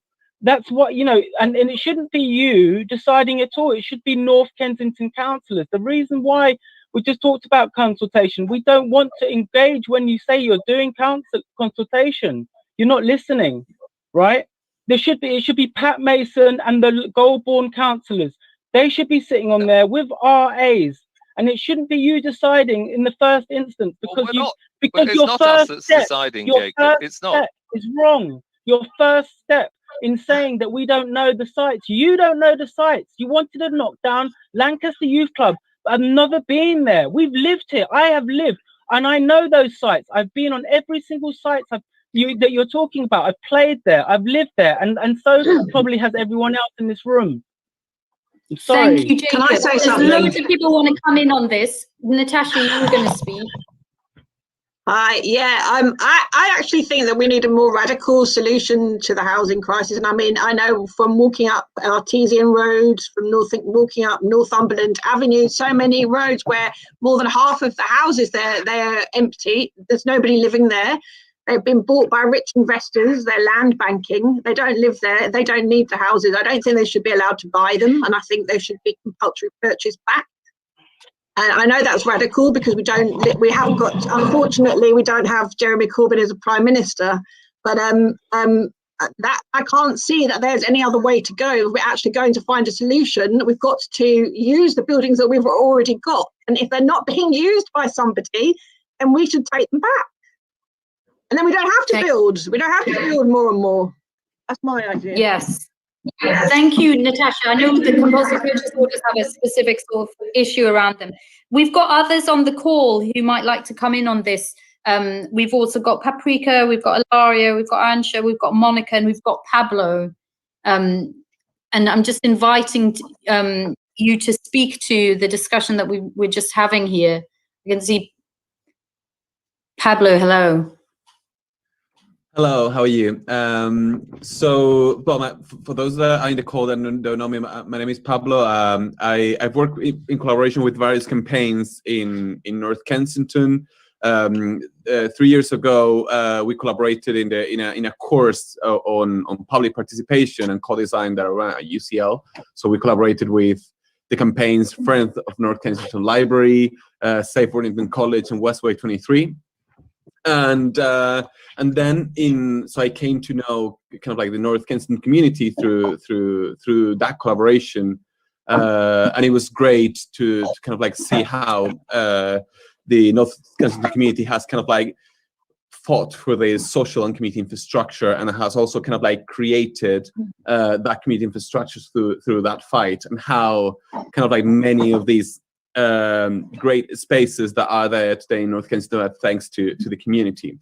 But in my work, I've also worked in collaboration with various social housing estates, residents in council estate residents, not in North Kensington, but in many other parts of London, who are going through the same situations that you are describing here.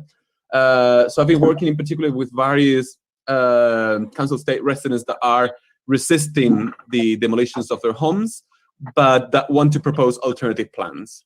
So they're absolutely nothing similar to NIMBYs, because they want their housing estate to be better, to a better place. They want homes that are well maintained, good public spaces, good community facilities, but I mean, they want it in a way that they have decision-making power, and also they don't want their house to be demolished.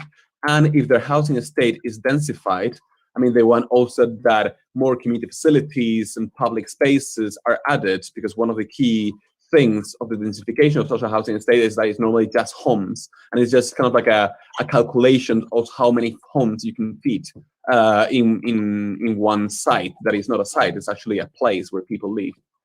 One of the key things, I mean, there are just various things to point out that relate to this discussion. I mean, one of the key things is that it's normally council estates that are chosen for densification. So I mean, if you compare, in areas like North Kensington, in areas like Kensington and Chelsea, that has kind of like richer areas and poorer areas, you can normally see that is social housing estates that are chosen to, at least in the ones that I've studied, that are chosen to be demolished and densified, where there's other areas of less density but wealthier that are not proposed to be densified. So that's kind of like that's one of the things that I found in my research. And then, I mean, another thing is that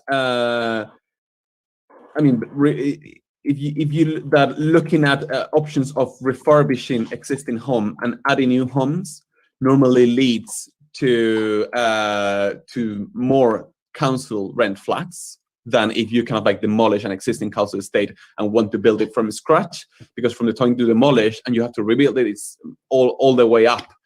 You'll have to provide many private homes in order to financialize it, and that means that you definitely that the maximum you can achieve is to reprovide the existing council rent homes. And in most of the cases, rents go up. They go from council rent to social rent.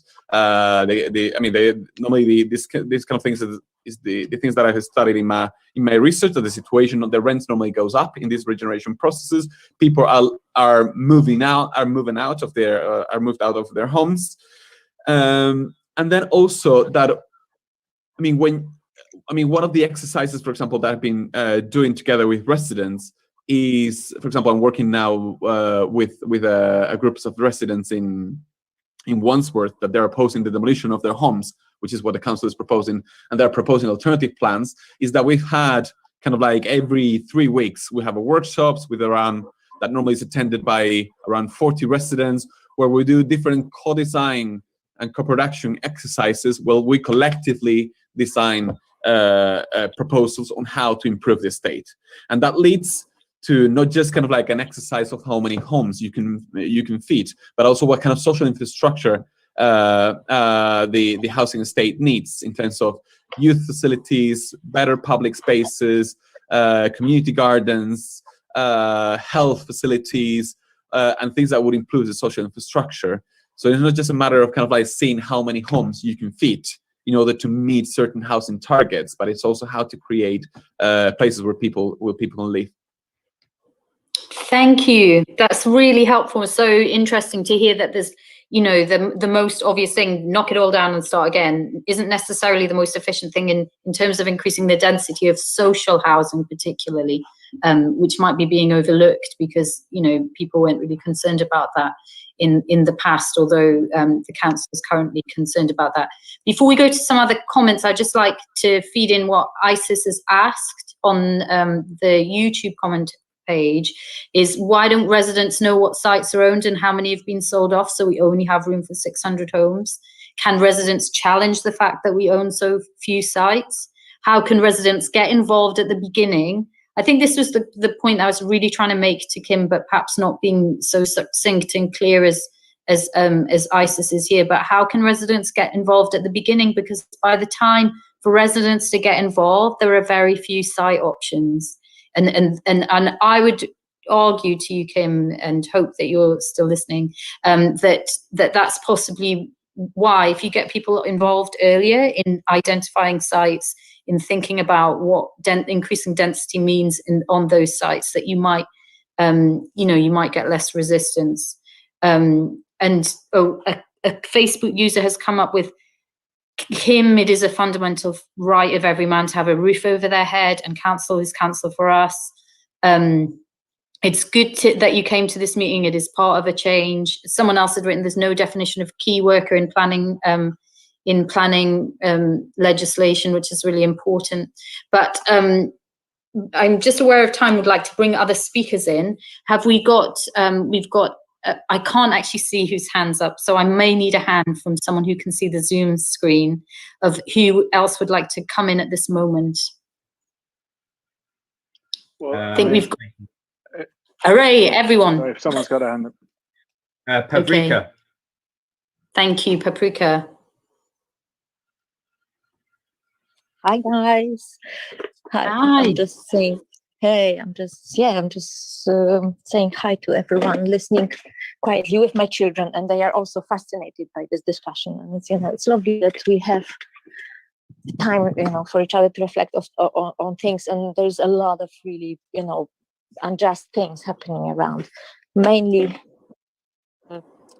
the environmental situation, because we really have problem here in our borough, and yeah, the housing also is super important, and the catalyst is shocking, and people who live in catalyst housing talk about them very badly, very poorly, that they simply raise rents, put services on top of rents. So it's weird, it's kind of capitalizing, and I'm saying that we shouldn't really focus on gain non-stop, because the game is endless, and just why government is acting this way. But, it has to be more. Well, it's a very good point that you make.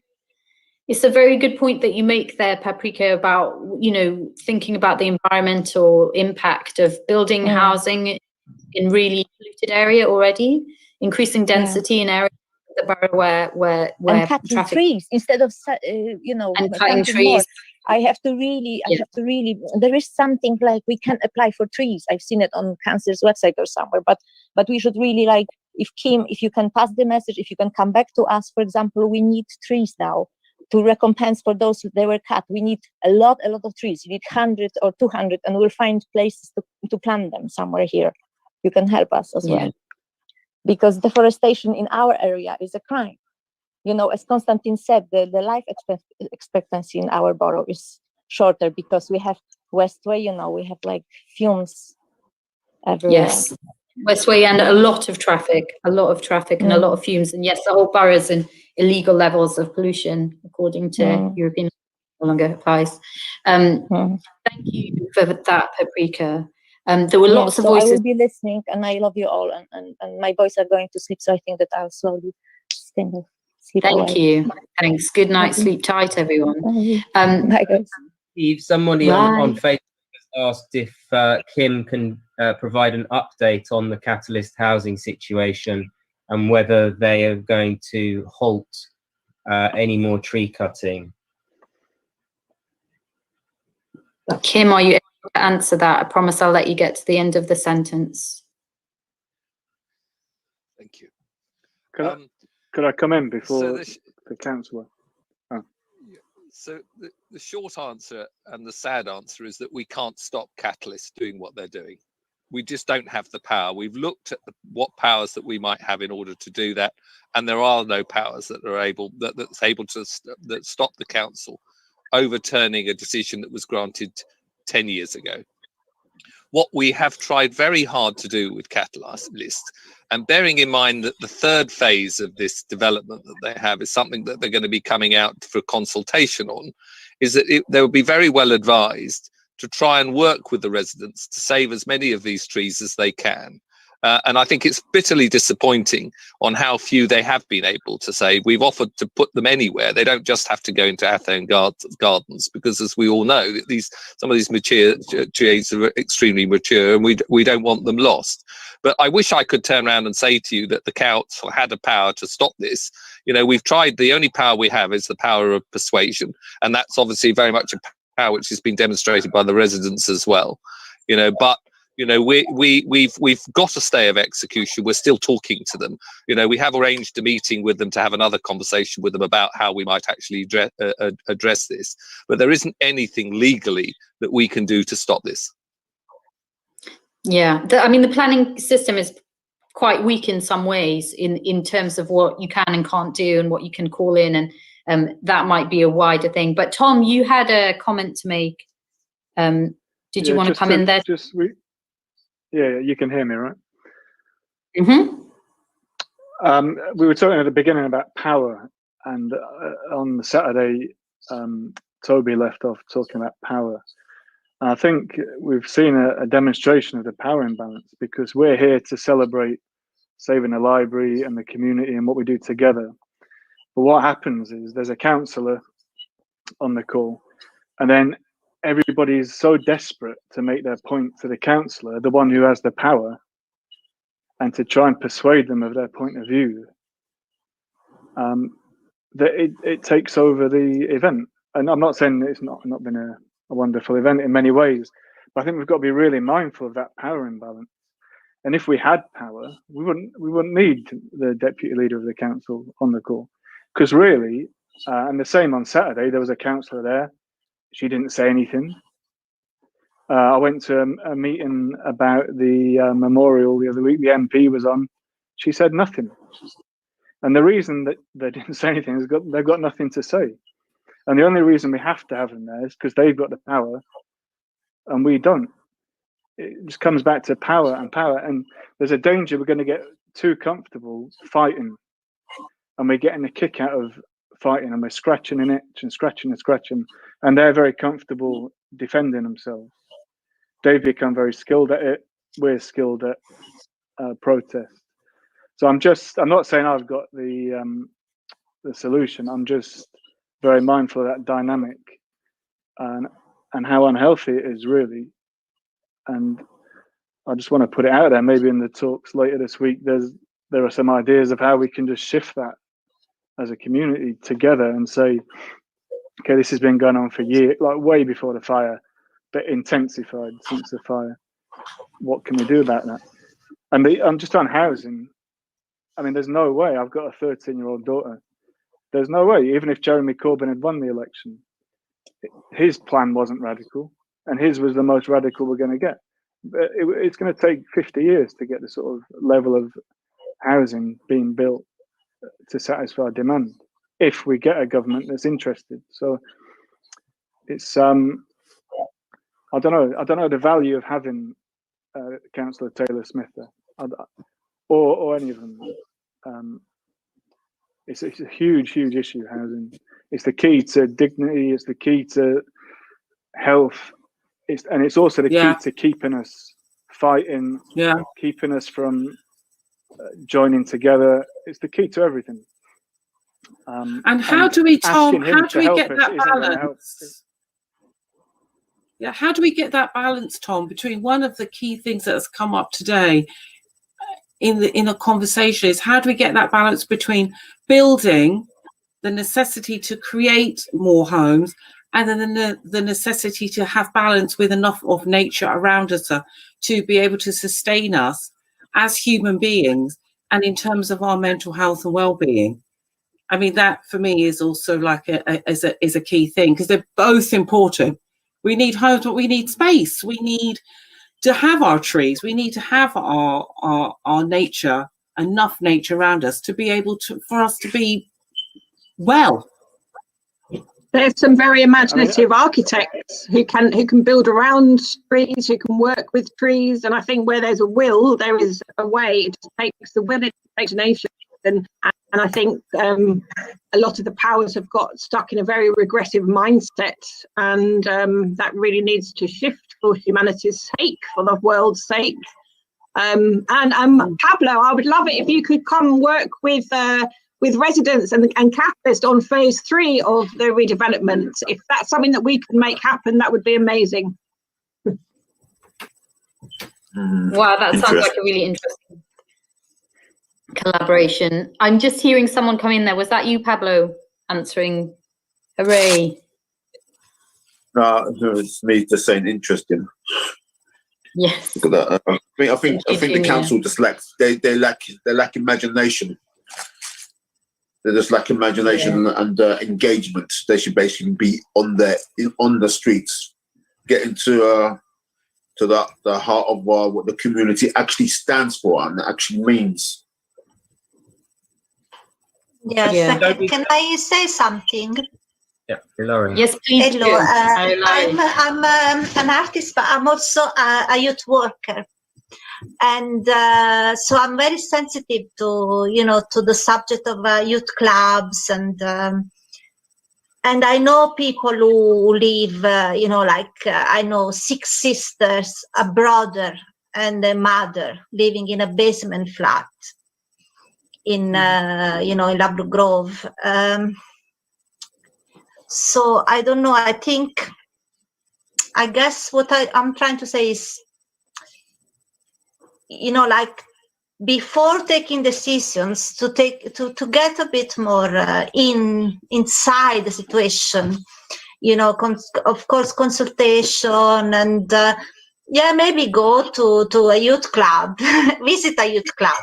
Yeah. Speak with the people, go into a community center and have a proper consultation, not a consultation after, as Jacob also said, after the big decision has been taken, then we can choose, what do you want here? Do you want like a GP surgery, or do you want a library? No, we want both. And maybe we didn't even want this, redevelopment. So just, a few examples of how bad things are. And, I also work with young offenders sometimes.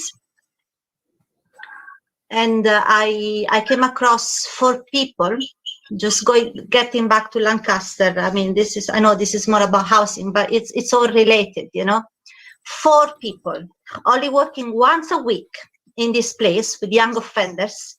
During 1 year, I came across 4 people who were actually, offenders, and they were in Lancaster. They used to go in Lancaster, so because Lancaster was shut, those people were in the street and they got caught in crime. So everything is related, and now with the lockdown, things are even worse because people are in very small accommodations and they are inside, and it's just about really having a comprehensive idea of the situation before making decisions. This is what is missing here. It's lacking. I agree. I just want to come in something that Tom has said there, because I really appreciate what he said about having politicians effectively in these spaces not saying anything. Our politicians are here to represent us, and there is a fundamental issue in North Kensington about whether or not our politicians represent us. That's undeniable, completely undeniable. Whether North Kensington actually has a voice, because it has traditionally, for decades, had a minority voice in the council chamber, a huge, huge minority voice. So I suppose my question, again, around power and around representation would be to Kim and to all councillors, how far do you go as councillors who do not represent the wards of North Kensington, but do represent the voice of North Kensington as the Royal Borough of Kensington and Chelsea Council? How far do you go in challenging central government and other authorities and other institutions in really getting to grips with the fundamental problems that we have, especially in London, but across all urban areas in the UK, around housing? Situations and issues that are being dealt with in other countries, such as Germany, such as the Netherlands, such as France, spaces that have histories of solid social housing, protected tenancies, lower rents, and yet in many instances have healthier economies, certainly in the case of Germany, have a healthier economy than this country. I think this is a question that Kim does have to respond to. I'd also be interested in hearing from Monica at this point, as one of the minority representatives of North Kensington. How far do you go to challenge this situation rather than simply tinker around the edges? Toby, I don't think we should be asking Kim. I think it should be for Pat. Well, no, I do think there is something to be answered there. Yes, but I think it should. I think he's had his chance. It's got to be Pat. No, but there's a specific question about portfolio. But the thing is, he's got to hand over the portfolio of housing. But the thing is, Jacob, to the people in the north. The thing is, he's failed us. The thing is, Jacob, some of the he's got to hand over the portfolio. He's got to hand over the portfolio to the people in the north, and that's that. I appreciate that, Jacob, but that's my question. And with all due respect, I just wanted to intervene with that. My question being answered by the councillor who is here. But I do, of course, I appreciate your sentiment there, Jacob, and I think it needs to be explored. But I do think it's a question that needs to be answered first, and then if it's not answered satisfactorily, then I do think we need to. The other situations do need to be explored, because North Kensington deserve it after very many. Thank you. Thank you. Okay. I'm happy to speak if I have a couple of minutes. I'm here Sorry, to Monica. listen, but I think you raise a very important question, Toby. Thank you. Yes, Monica. Hi. I mean, I think I'm a North Kensington councillor. I'm part of the small minority, and I'm here for that very reason, to listen and hear what you've had to say. And I think that it's been an extremely valuable, I'm not just saying that, experience for me and for everybody. And thank you, Natasha, very much. Where I would say Toby's question is so valid is that I think we should be seeing, in a sense, particularly housing and place, which is what tonight was about, as a London-wide issue, because there are ways that cross-borough we can put pressure on. So certainly I see my job as a minority councillor is to know as much as I can about what people's thinking is, not only in my ward, but across Kensington and North Kensington.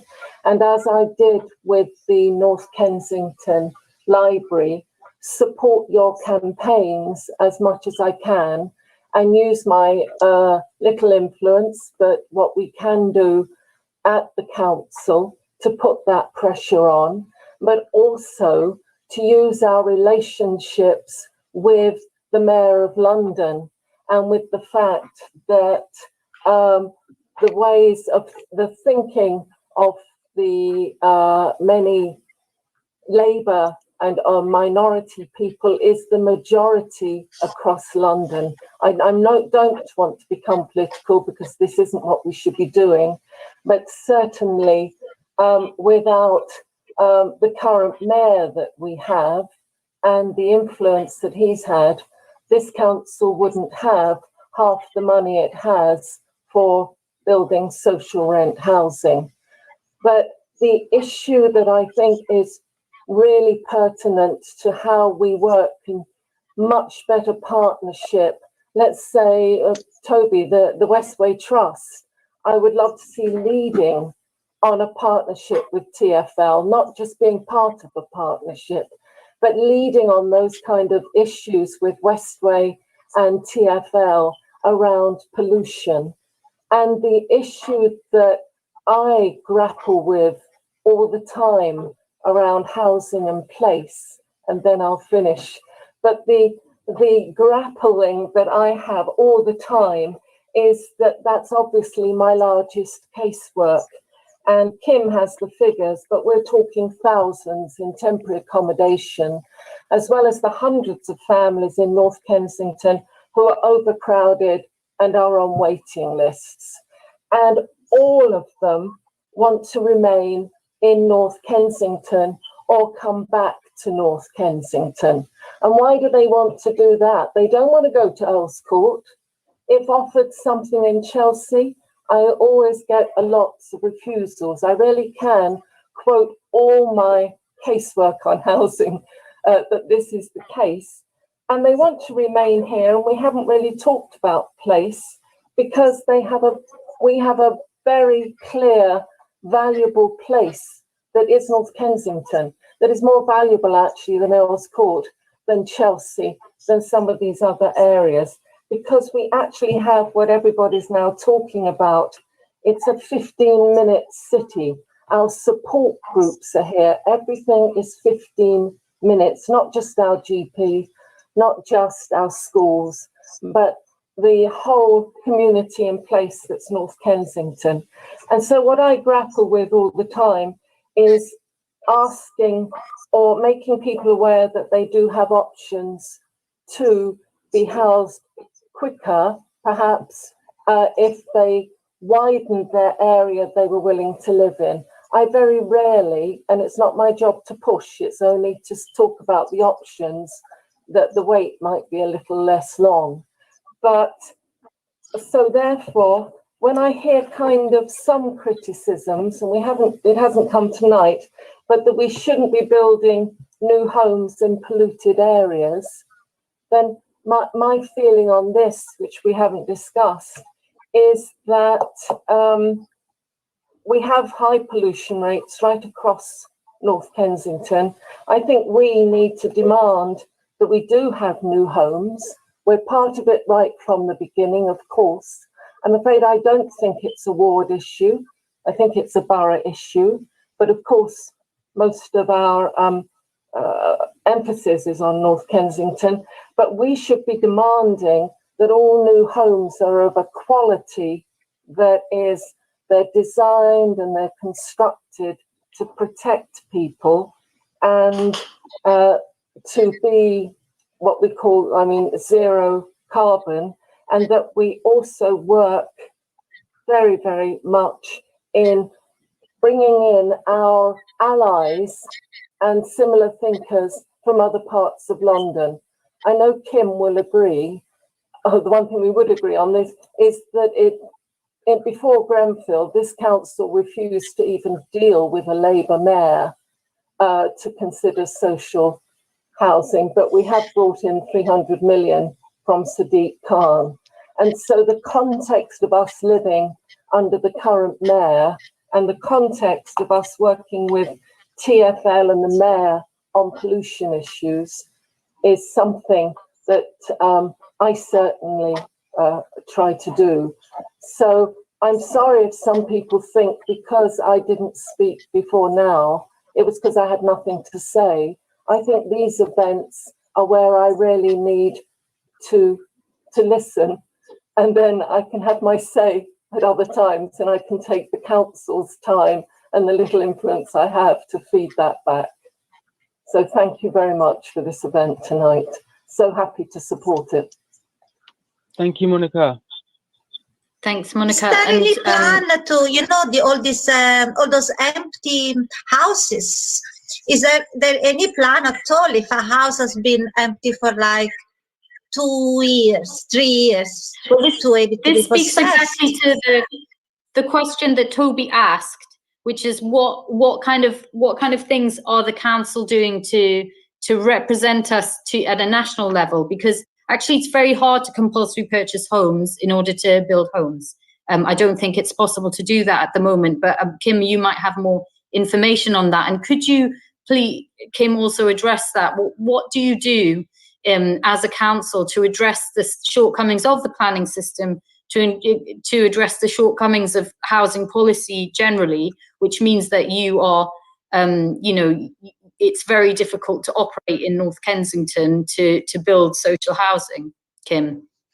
Yeah, well, Monica, thank you for your comments, Monica, and I'm really just expanding on what Monica said.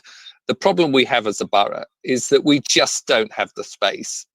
But we obviously have a demand, and that does mean that we need to consider something, you know, more radical and a different approach in terms of our homelessness. And I've got to be careful when I say this, because I know it will chime back to an earlier comment that ISIS made about social cleansing.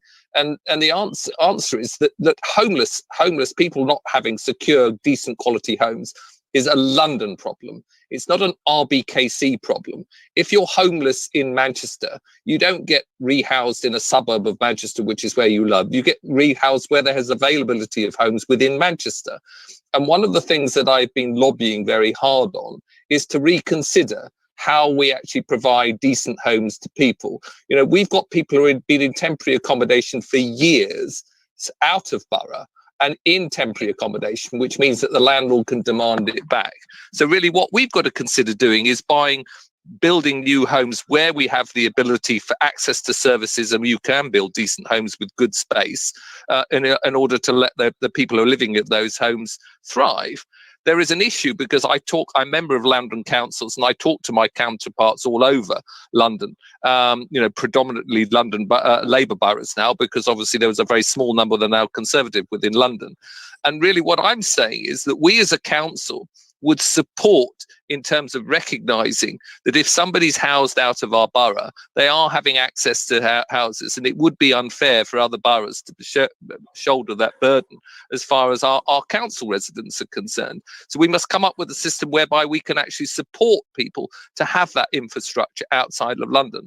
But the sad fact, and this comes back to the whole point about NIMBYism and building within our borough, is we just don't have the space. You know, and it does impact on people's lives by putting more and more people into what is a very, very small borough. You know, and eventually somebody's going to realise that we're going to have to put a sign up saying we're full. And then what do we do? You know, but that is, you know, these are difficult decisions that we need to look at. But the solution, sadly, for 2,300 people is not going to be having homes within RBKC in any time in the short-term future.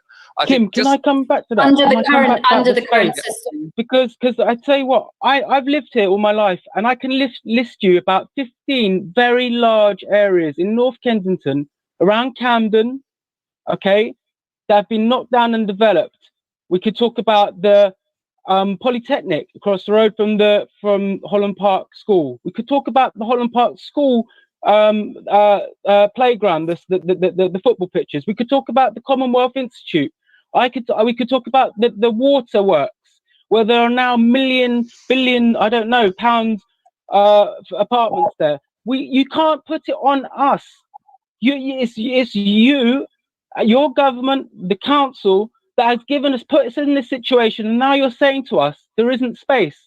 Because I've lived here and I've accessed I've accessed the where now you have it's like a where the Polytechnic was a massive piece of land which stretches right down to where the council chamber is, and there used to be a tennis court there, and I used to jump over and I used to play tennis there for free, and now it is like you see Bentleys rolling in there. That is space, Kim. I've lived here all my life. Please don't tell me or people here about what the space is. And I know about the spaces where you're building on, and I know about the value they have, and you don't. You came and you wanted to knock down Lancaster Youth Club without actually knowing where it was. Jacob, if you can identify sites, Jacob, if you can identify sites we can look at, we'll be very happy to look at them. Right, okay. Because we have to be innovative, as somebody said a bit earlier. Very good, okay.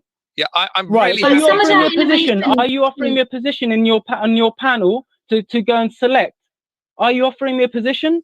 No, I'm not offering you. What are you offering me then? What are you offering? I've got two children. All I'm saying is that if you're aware of sites that you've identified and want to send them to me, please, I'm very happy to look. I'm not helping you. Hang on. No. I'm sorry. I just want to say, if you want to give me a position, a decision-making decision, I'll take it.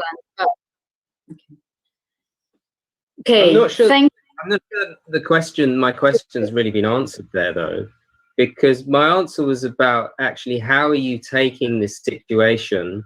Again, how are you challenging power? You know, this is why this whole conversation comes back down to power.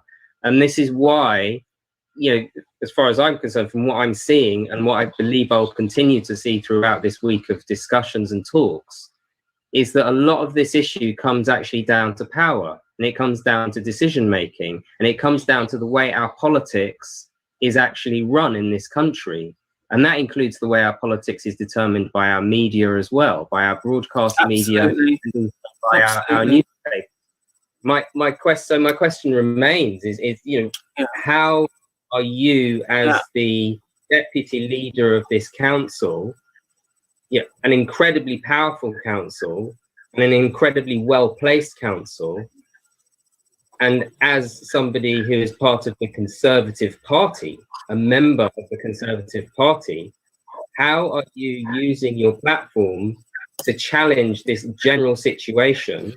And if you feel so disempowered in your role, how are you actually enabling others, including residents, including people who run local organizations, local groups, etc., how are you engaging them and helping them to help you in your role in terms of taking this to central government and taking this to the places of power where these decisions are made? Because it's quite clear that we have a systemic issue here. We have a fundamental issue in the UK. How are you, in a very privileged position and with a very powerful platform, accurately challenging that? You know what? I'm going to give Kim a moment to consider his answer, because Carol has to sign off the call in a moment and would like to say a final few comments. But thank you, Toby. And I do want you to have a moment to think about that, Kim, and come back to what Toby's saying, because your powerlessness around the sites that you've got, for example, is because you've got no powers over private landlords, even where they're not occupying the land or they're not occupying their homes or whatever. So Carol. Yeah. Firstly, I just want to say thank you, Eve, for inviting me to step in for Sue. I've learned so much being on the panel today. I've just got a whole page of notes, and I just wanted to just very, very quickly just to say, so some of for me, the take homes. So there's so many issues here, but just if I had to pick on the take homes for me would be when Jacob said, it was like a penny drop moment, where Jacob said, we shouldn't be having to push so hard. I mean, I'm going to paraphrase it, not exactly and not correctly, Jacob, but so please excuse me here. It's been one of those long days. But when you said about Toby, researching about ladders and of power and, and Eve, all that work that you did when you talked about, the demonstrations and the vigils and the gigs and the messages and the letters. And at the very beginning, I spoke to somebody from Sweden and they said, In Sweden, the way our process works, you just need a certain number of people to oppose something, and then the council or whoever, the municipal people just don't do it. That's it. Don't you just do that here? We won't know. We actually have to literally put everything, our lives, on hold to be able to push back so hard. And what that brings to me to is to say, I'm glad you're here, Kim. I'm glad to have this first time I'm seeing you and have listening to you. But I'm saying, and that absolutely what you said, Toby, is so key. There needs to be a fundamental change in the relationship to power in this country, and that there's something fundamentally which is absolutely rotten and wrong about what is happening here. Because if we look across, across Europe, it is just not like this, and we should not be having to do this. And we're talking from the context of elaborate growth. If we come back to what, as a community, how we were deeply traumatized 3 years ago, how we've been traumatized. It's like, why do we have to keep on saying it through COVID? We're in the middle of a global pandemic. When I listen to Natasha recite her poem, I'm hearing a traumatized, that's what I'm hearing. I'm hearing somebody talk from a place of trauma. When I listen to you, Kim, with deep respect for you as a human being, because I want to really get back as a humanity to a place where we can have respect for us. What I don't hear in your political speak, I don't hear that you actually hear and see us as people, as human beings. I don't feel that there is a lack of a fundamental connection. I'm just kind of like going, what is it in this country? Because it really desperately, absolutely needs fixing. And that's really where I would say, and I have a lot more other things here, but I don't want to take up the space. But just to end and say, to everyone here, thank you for having me. Thank you for including me in this conversation. And it's been great for me to be part of it. Thank you. Thank you.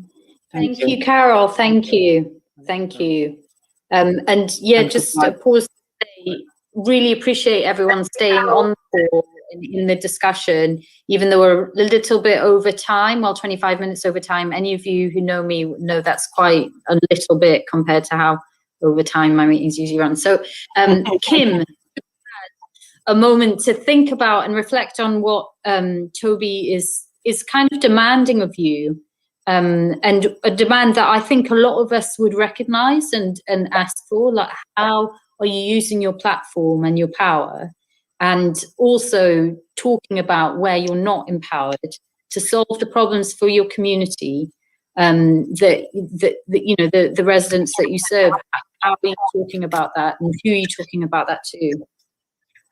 Okay, so I mean, Toby and I have got something in common, in as much that, Toby is the chairman of an organization, and he was elected as chairman by that organization. I'm a councillor, in a council, and I was elected to the position that I am in. But fundamentally, both of us have one thing in common, and that is we're here to serve our residents. And that is what I genuinely believe, is that I am here to listen and serve to the residents that we have within our borough.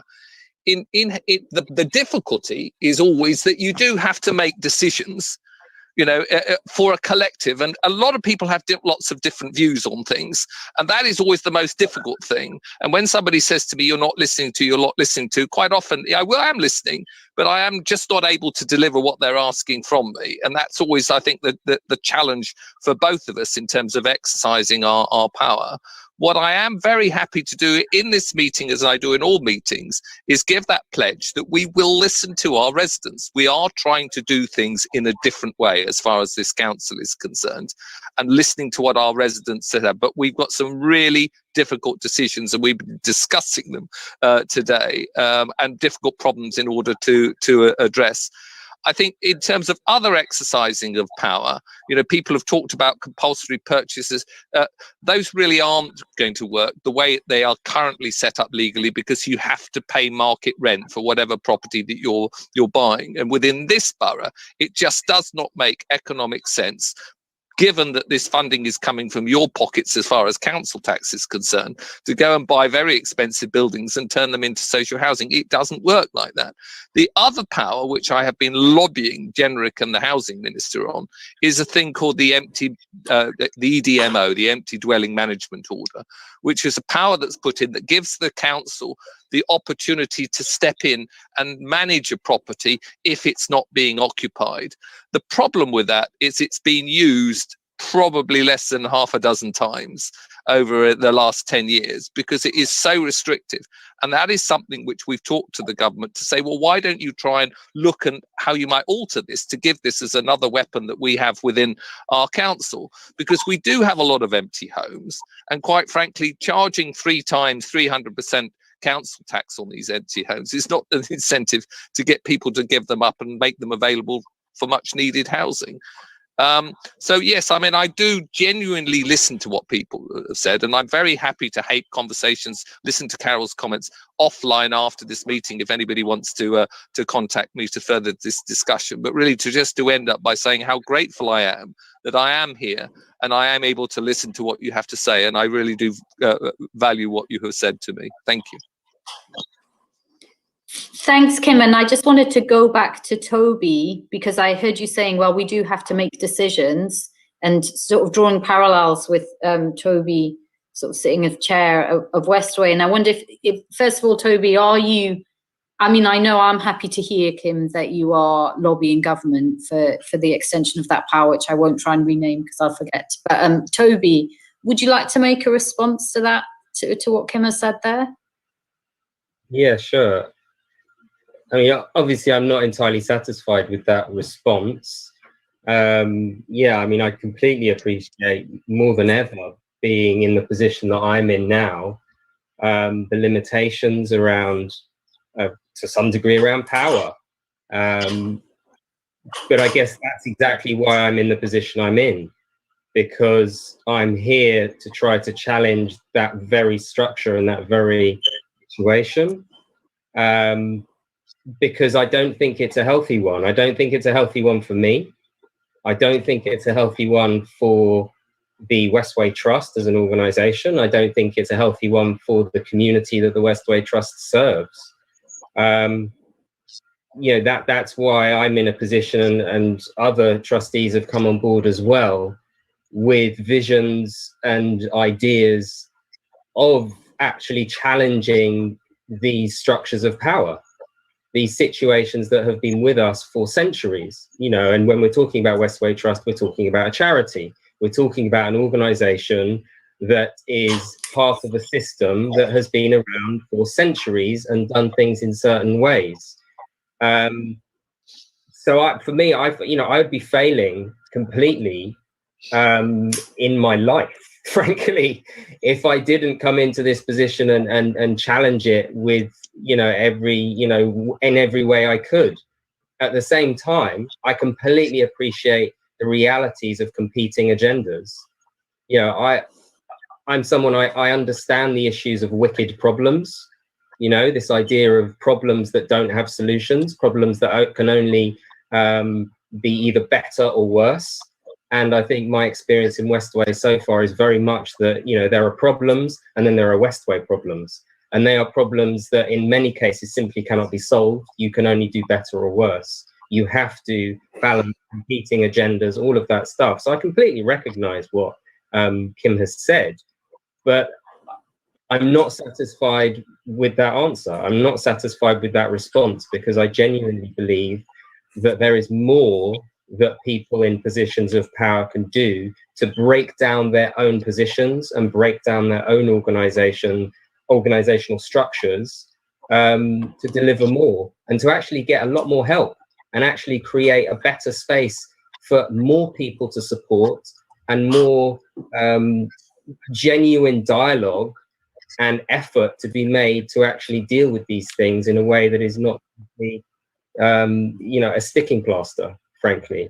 But that's a lot of work, and it does unfortunately come down to certain ideological issues, certain political issues around the way the voting system works, and exactly the situation we've got in North Kensington, of course, and the massive disparity of voice that we have in North Kensington. So yeah, there's a lot more to do, and obviously it's not for a forum like this. It's only for a forum like this to raise these issues, certainly not take forward solutions.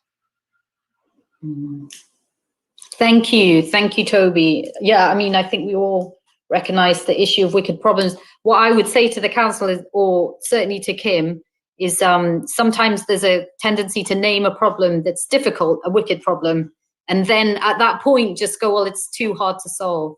I would push you to be really radical in your thinking, and not accept that there's this tiny margin that you can operate in. If the margin isn't big enough for you to deliver what you need to deliver, then you need to move the barriers of the margin instead of fiddling around inside of it. Anyway, I'm just really mindful it's way past my bedtime. Don't know about anyone else. I'm very happy to have the conversation though, and just want to check that everyone has had an opportunity to say what they really would like to have said in the discussion. So I'm going to start with the people I can see, who's obviously, I can see you, Tom. I know, Jacob, you're on the call. I know, Pablo, you're still on the call. Oh, very helpfully, I can see the screen. Now we've got Arantxa, whom we haven't heard from, and Junior, we've heard a little bit from you. I just wonder, would anyone like to make some final comments into the discussion or final reflections? Can we start with Tom, just because I named him first? Sure, yeah. Thanks for having me. Thanks for inviting me. And it's, I've missed interacting with everyone during this lockdown, with people in North Ken and just the casual meetings and so on. And it's, I can sometimes become a little bit rose tinted about how I see the area and what I'm going to get from it. And it is always a shock to the system when the trauma comes up again, and when these meetings just bring up so much emotional stuff inside me. So just in total contrast to Natasha's reading, which was really from the heart and very beautifully read, and I think it captured the spirit of a lot of people on this call. I'm just going to read something from this book, Kill Your Friends, which is about a sociopathic murderer, and it's set in the late 90s. So the process of gentrification has begun, and it's set in North Kensington. And a lot of the guy's friends are named after, they're called Trellick and Westbourne and so on and so on. So he's buying a house on Ladbroke Grove as an investment. And he says, I edge along Ladbroke Grove, at one point ecstatically managing to get into third gear. And I keep seeing them, hunched on doorsteps with their tabloids and their tea, smoking their raffles or coliseums as they heft rolls of seagrass matting and lengths of hardwood flooring in and out of the dusty old houses. The builders. You see, everyone's doing it. It's like you can look along the road through the leafy trees towards Holland Park and see the fireball of cash come flaming down the hill, burning out all the tollers. Then he says a very offensive racist term. The old people, the welfare families, they've had it around here. Finished. And then he moves on to a party he's going to. And that's the game. That's the game that's been going on for decades. That's what we're up against. And that's what we've got to be careful. We've got to be careful with our energy, where we put our energy, how we interact, how we engage with power, how we see our own power, and how we take our own power. The danger is thinking of North Kensington and the community as like a frog, a boiled frog, where the temperature is quite cool, and it just slowly gets turned up, and we don't see it, and eventually that's what happens to the frog. It's boiled, and they're playing the long game, and we're desperate for some relief and something now, something immediate, and they've got the money and the power. So just that was a horrible way for me to end, but it's in such a contrast to the spirit in which Natasha read her poem, and Carol spoke, and Toby and Jacob, and even everybody. But I think that's it's good to know what we're up against. Yeah, thank you, Tom. Thank you. I recognize every word that you said there. Okay, thank you, Tom. Can we now hear from the sort of Zoom panel? I can see we've got, I can't see who we've got. Ilaria, can I invite you to make a final comment? Anything you'd like to say? I just want to say thank you to everyone.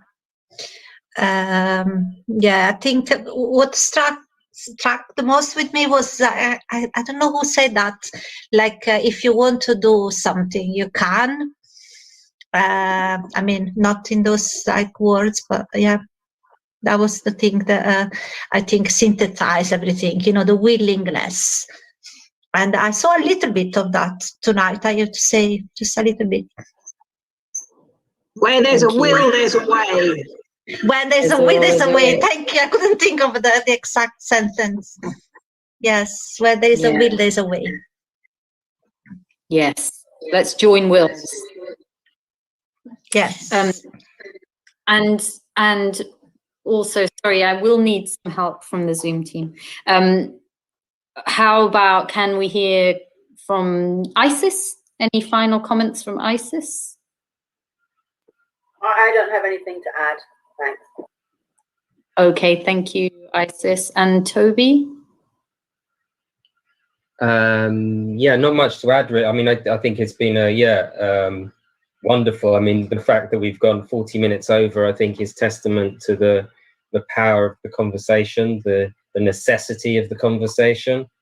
But really, it's so much bigger than this event, and it's absolutely enormous. So I just hope that we continue on, exactly as has been said, where there's a will, there's a way, and this community constantly finds ways. So yeah, let's go. Sorry, thank you. Can I just say, the 3 comments that were attributed to me on YouTube were actually from a rancher, and I had copied them and put them into YouTube. So that wasn't from me. I mean, I would have loved to have come up with those comments, but they were hers, and she just says thank you. And yeah, she made her comments. Okay, thank you, Arancha. They were really great questions, and I do want to point Kim particularly to the YouTube site where it's got those questions, because they are quite interesting points, like, can we as residents challenge the fact that we own so few sites, for example. So yeah, thank you, Arancha, and thank you, Isis, for bringing our attention to that. Jacob, have you got any final comments you'd like to make?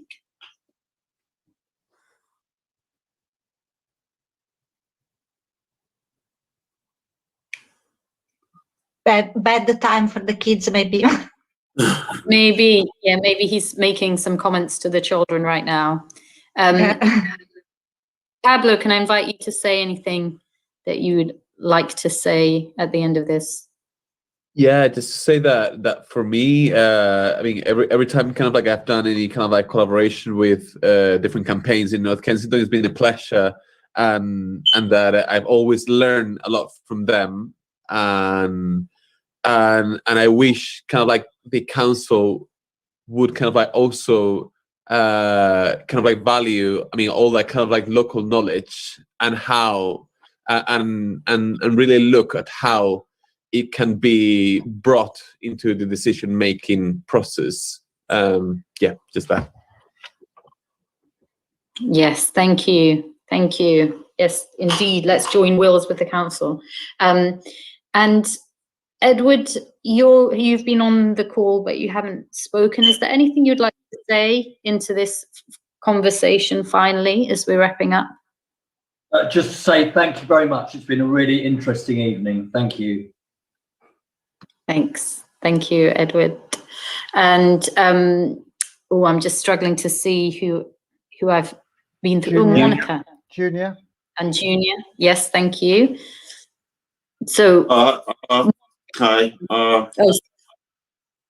I enjoyed this, and I seriously think here that the council should find ways to actually give back to the community. You know, one step at a time. Yeah. Yeah, what would that look like? That would, it's such an interesting possibility, isn't it? That they just take a completely different approach to how they engage with the community. Yeah, they just did, as I said, their imagination, and that's what they're actually lacking, because it's like thinking about yourselves rather than a greater picture. Exactly. Yeah. Yeah. That imagination, you know, we've got no end of imagination here in North Kensington, and like a real will things done, even really difficult things. And Monica, is there anything that you would like to say in this final moments? Monica's no longer here, I'm afraid. She's okay, so I have not been able to tell. I wonder if Paprika, if you're still there and not bedtiming children, you would like to say? I am. I will say good night, because it was very nice to hang with you guys, even in this quiet corner of the bedroom. Yes, and I just made some notes because I was texting during the chat, and if we could, I don't know if we could come back to the councillors for the trees and maybe organize ourselves in, you know, later spring to plant them with our children somewhere around the borough. It would be something nice coming out of this as well.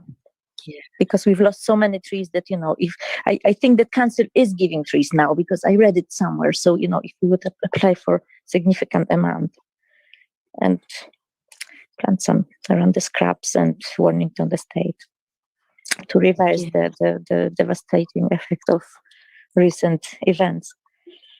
And also, you know, summer is coming and it will be hell, you know, we have to have more trees. True. Yes. Trees. More trees. I think that one way that they can also go is actually planting fruit-bearing trees. Yeah. Yeah. Apples, yeah. But you know, pollution.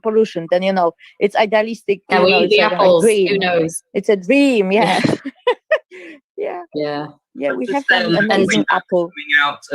Coming out of the lockdown and everything, and coming out of this year that we've had. Could I just kind of put out there that do we not owe ourselves and owe our children and owe our country and owe our world? When I say the world, I don't mean just the people, I mean the animals, the planet.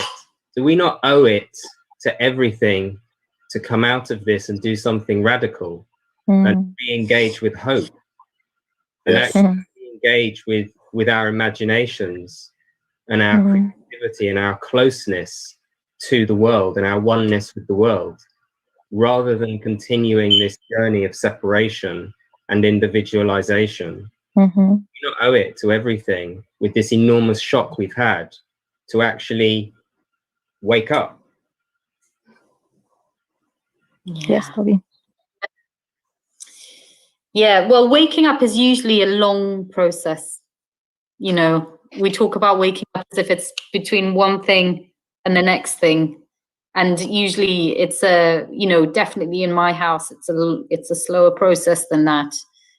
So, you know, maybe we can believe that this conversation, all of the issues that we've talked about in this conversation All of even the points of conflict are already in that process of potentially waking up, that we potentially could move together into new and radical ways to solve these problems, which it looks like everyone wants to solve. And we just haven't found the ways yet, but there's a lot of will to solve it. Is there anyone I have missed, because I can't tell, who would like to say a final word before we say good evening? And we'll see you tomorrow evening, Friends of North Kensington Library. I can't recall offhand the subject tomorrow evening, but I know that all of the subjects are going to be as involved and interesting as this one that we've had this evening. So any final words? I feel like an auctioneer. Yeah, I would like to say, meeting, lovely meeting. Thank you. Natasha, I can hear Natasha saying she would like to say. Hi. Yeah, I would like to say that I would very much like to, I've said it before, but I'll say it again, I would like to meet with Catalyst, RBKC, the community, the residents, and Pablo, to find a way that we can plant more trees on Warrington Green so that we don't bake in the sun, and so that we can breathe, and so that we can have beautiful things to look at. And on phase 3, on creating a better way forward with this regeneration. That is what I would love to see. That is what I hope for. And I'm putting that out there because you never know what might come back. Yes. Can I just we can say certainly tomorrow, get everyone in contact. Yes, Isis.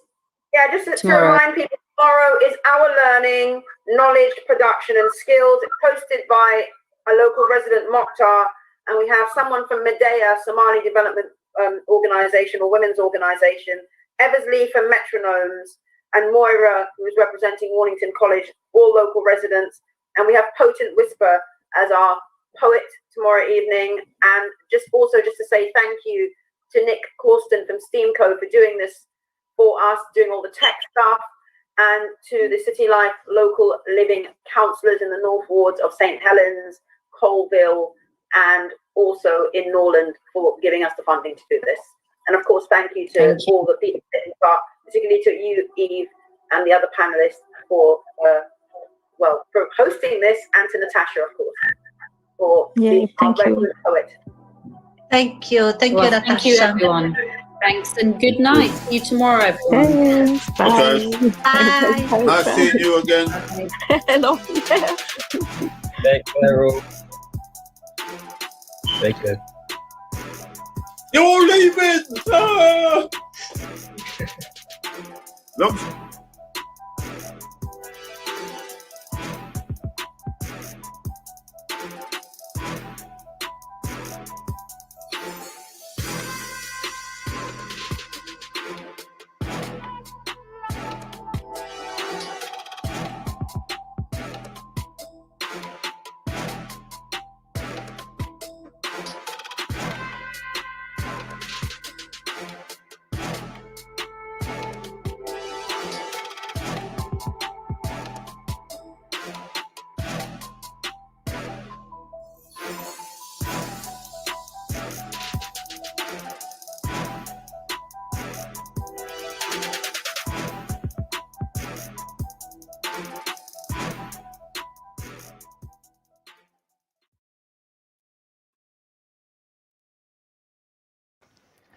Thank you, everybody. Hang on a second. I'll bring your mics back up if you want to talk.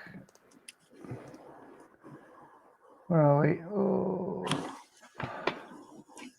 Hang on, I'll just get the Zoom back. Where's the Zoom gone? There we go. Got to see where it is. Well done, everybody. We're off air. Oh, hang on.